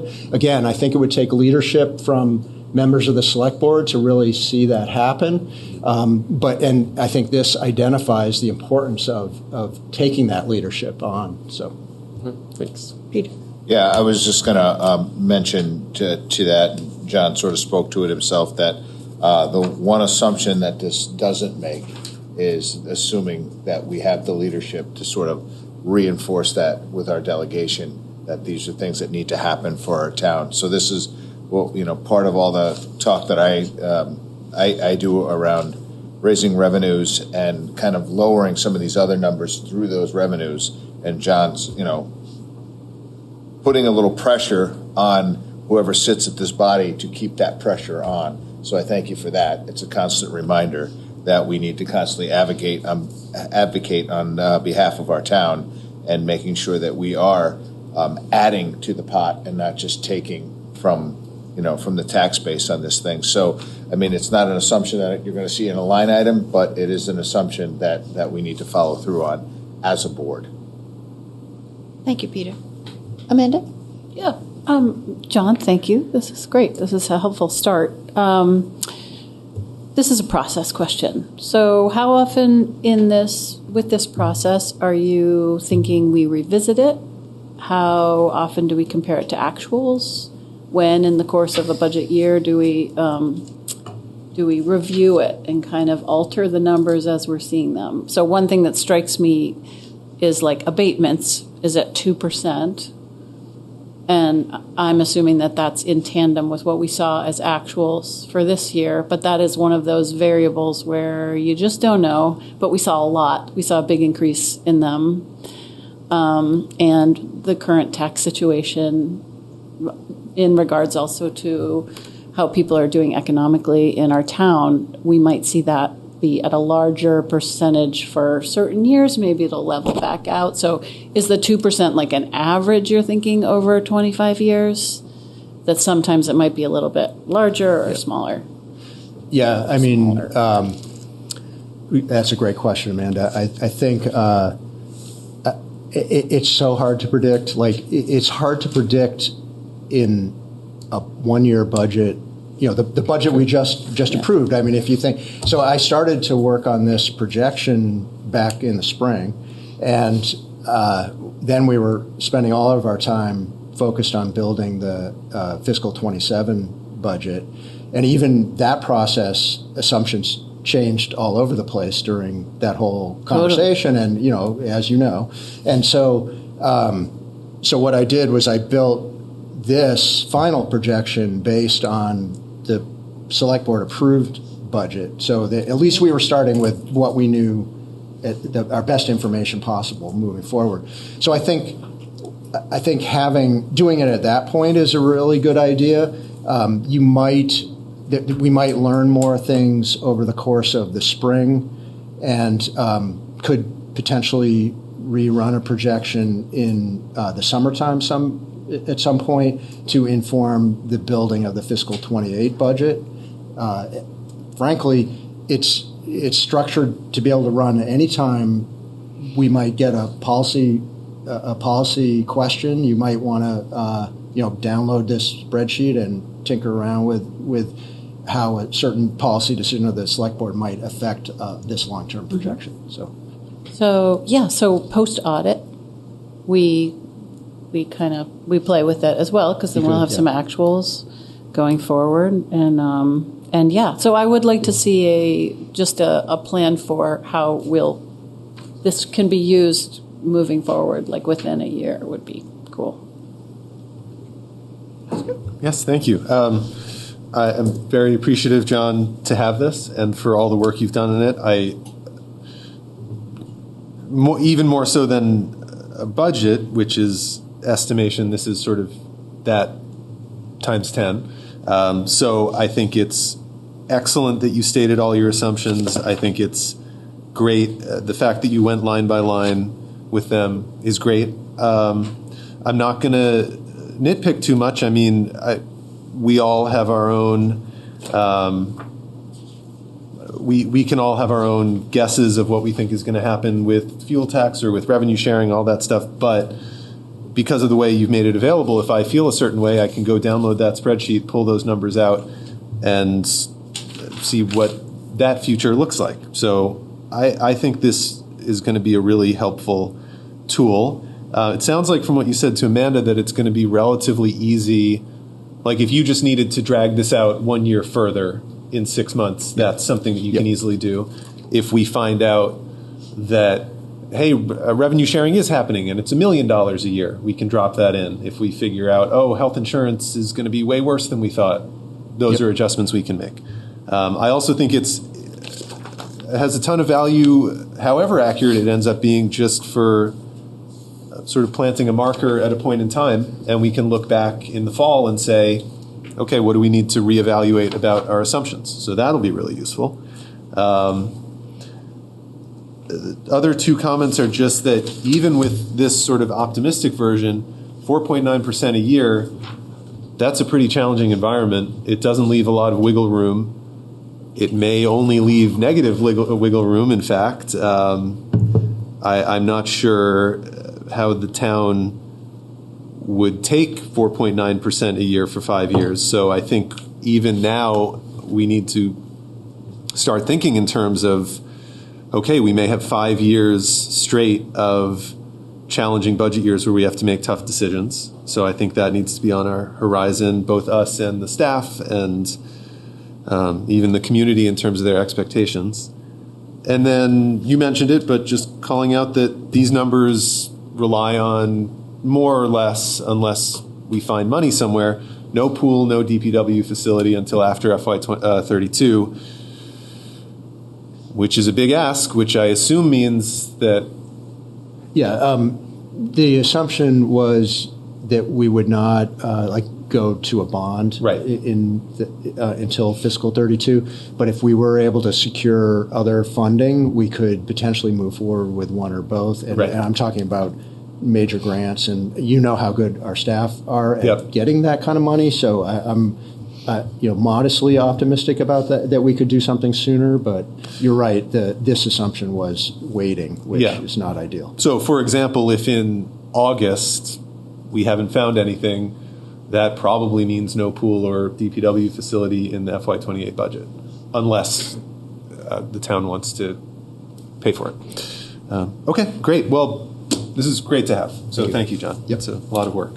So, John, I thank you.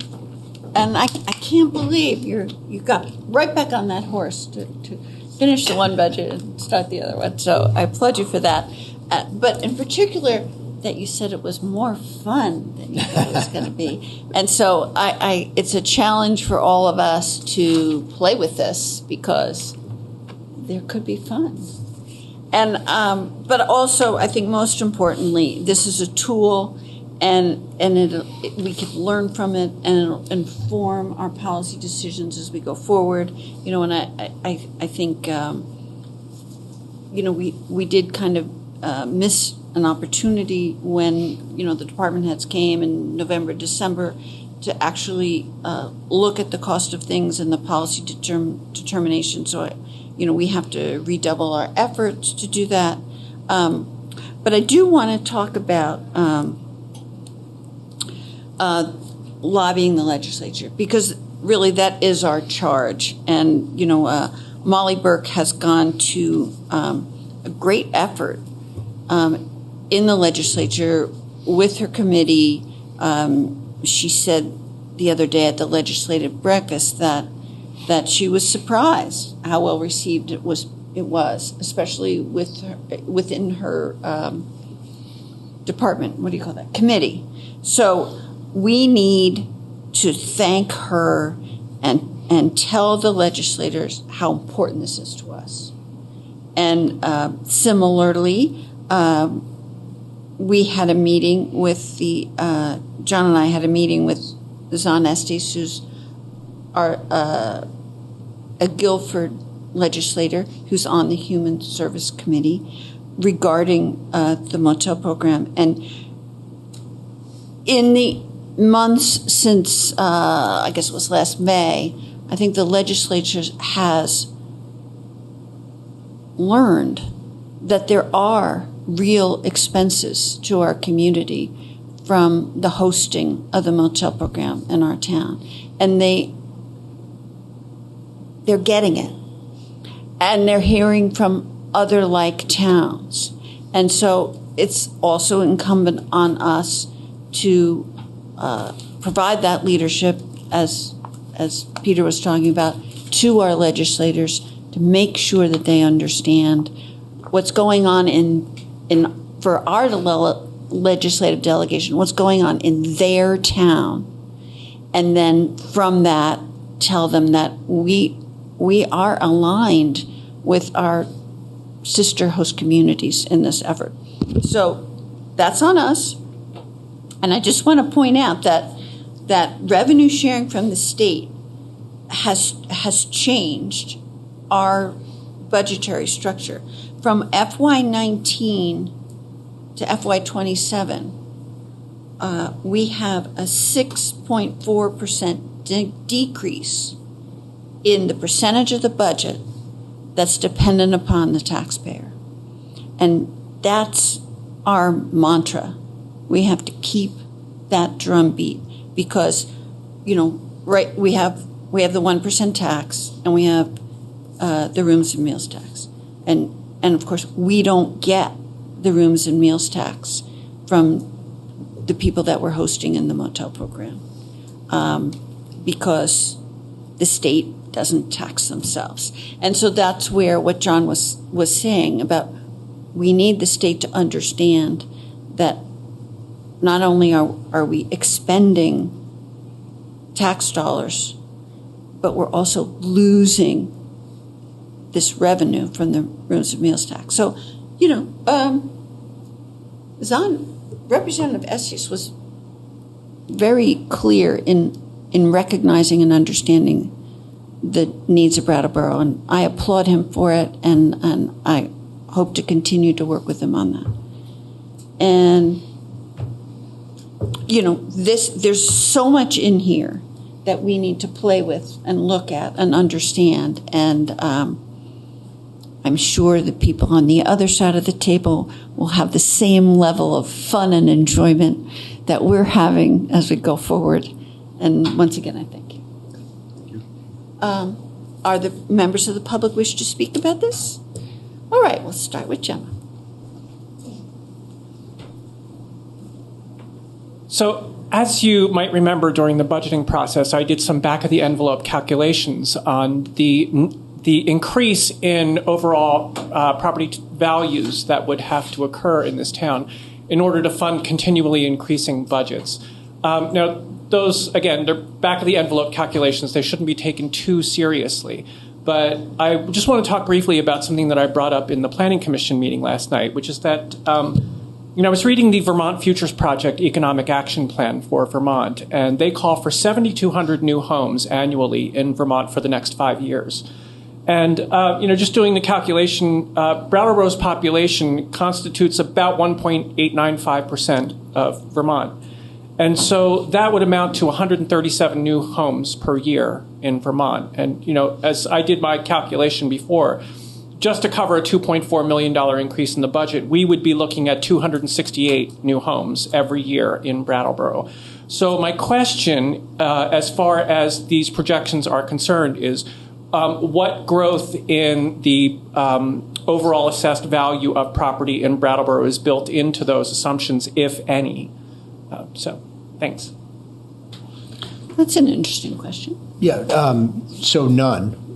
All I'm talking about is what, in order to meet the expenditure, what the current taxes would need to be. So, yeah, how those are spread out and what that turns into as a tax rate is just a whole nother question that I didn't get to that level here. So.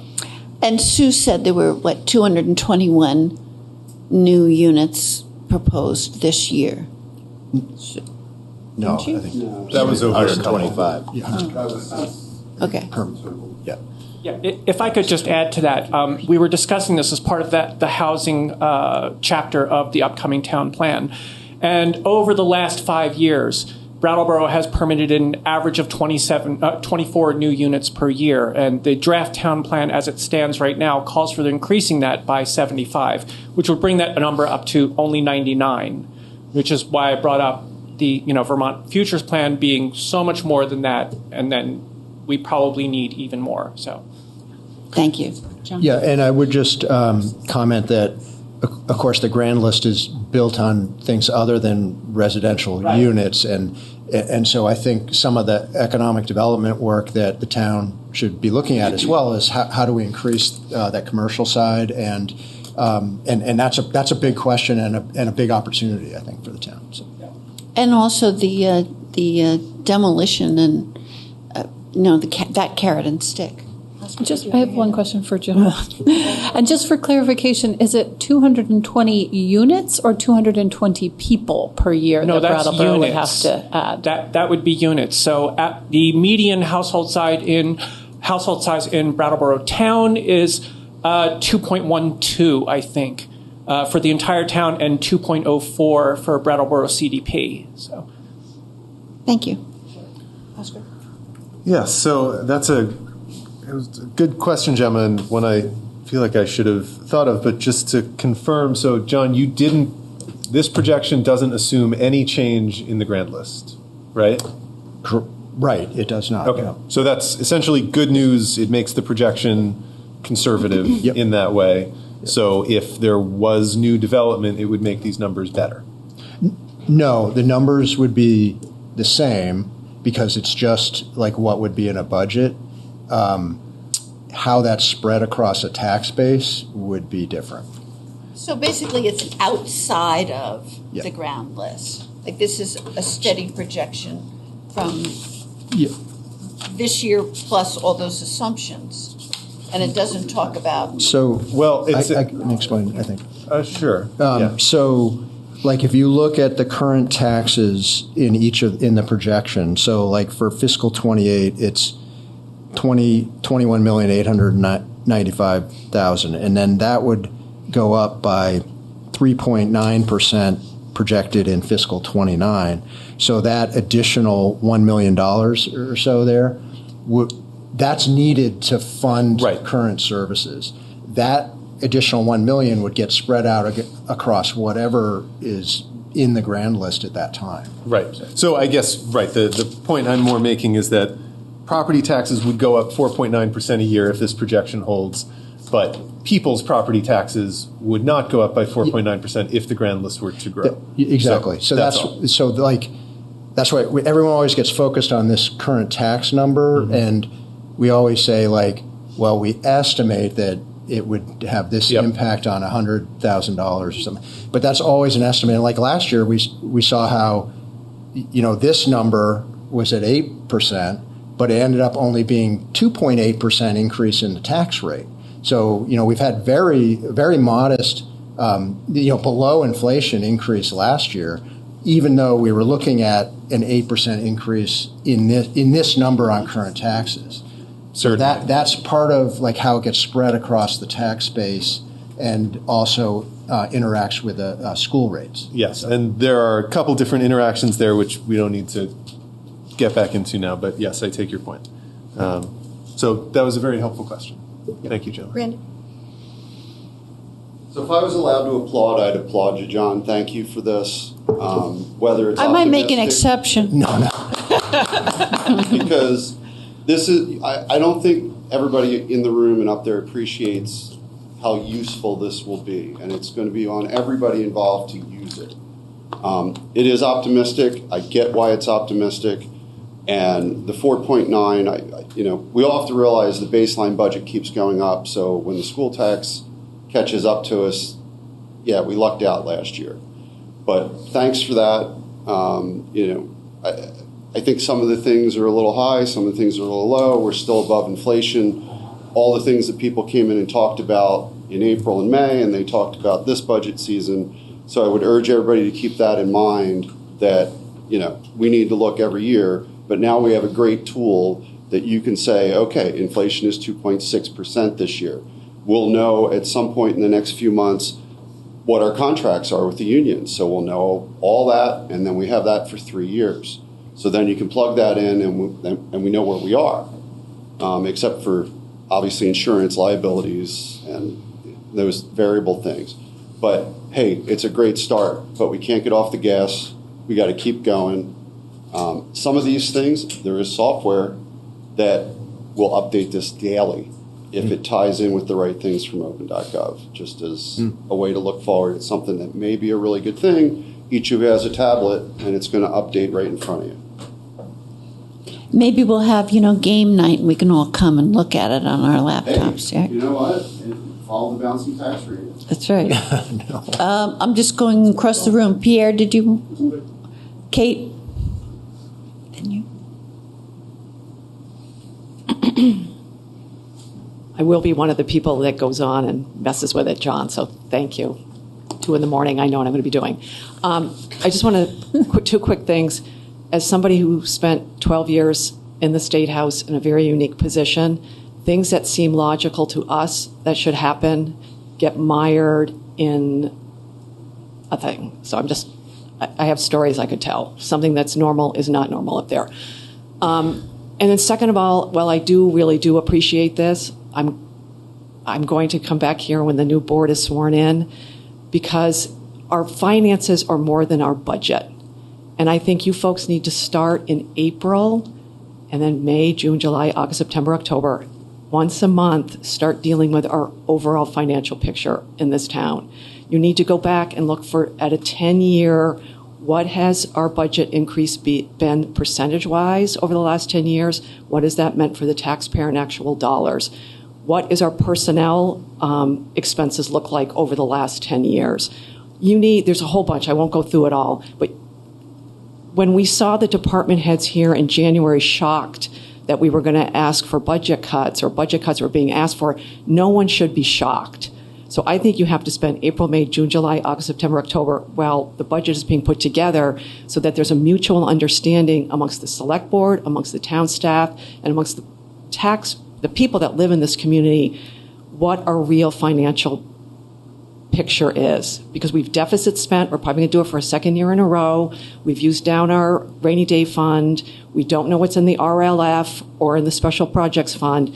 So I'm just saying there's more to our financial picture than just our budget. So I'll be back here when everybody gets sworn in and say this again, and really encourage you to take what John did, but then layer it on this bigger picture that we need. Thank you. Tina? Scared of everyone's so tall. You and Gemma have to work that out. Yeah, I guess so. Sorry, I was around for 20 years. So. Okay, Dina Chadwick. Thank you, John. This is going to be a great tool. So I just have a quick question about it. I'm going to piggyback on what Kate said. Is there a way to take the 10-year previous budgets and plug it in to really get that accurate information? Because that might be also a tool of what Kate is saying, is how, we can see a bigger picture. So, but thank you. I think this is, I'll be the person that's playing with this as well, because I think it's neat. Thank you. Thank you. All right. Any further comment? Anyone online? I think we've lost our audience. Any further comments from the select board members? I have one more question. Yes. The item that has to do with the restoration or rebuilding the reserves for the goal of maintaining fund balance at approximately 10% of operating expenditure. Really glad to see that included here. I was curious at the rate that this projection goes about building that, how many years would that actually take?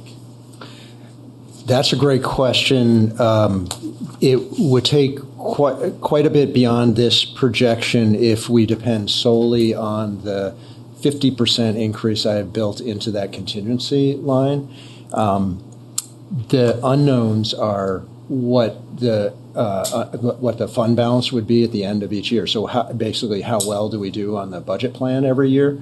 That's, I think, impossible to predict, or we could make some assumptions around that and maybe come up with something, but trying to figure out that sort of timeline is probably more, we need more of a Palantir than I've got in my office. So. Super. One more, I will thank John one more time and bring the meeting to a close. If I have one more motion. I'll motion to adjourn. Great. All in favor of adjournment, please raise your hand and say aye. Aye. 5-0. Thank you, everyone. Thank you, BCTV. Thank you, Satch. Anything to sign today? Apparently not, but that's a good question. Yeah, I'll probably start. Start asking. And John.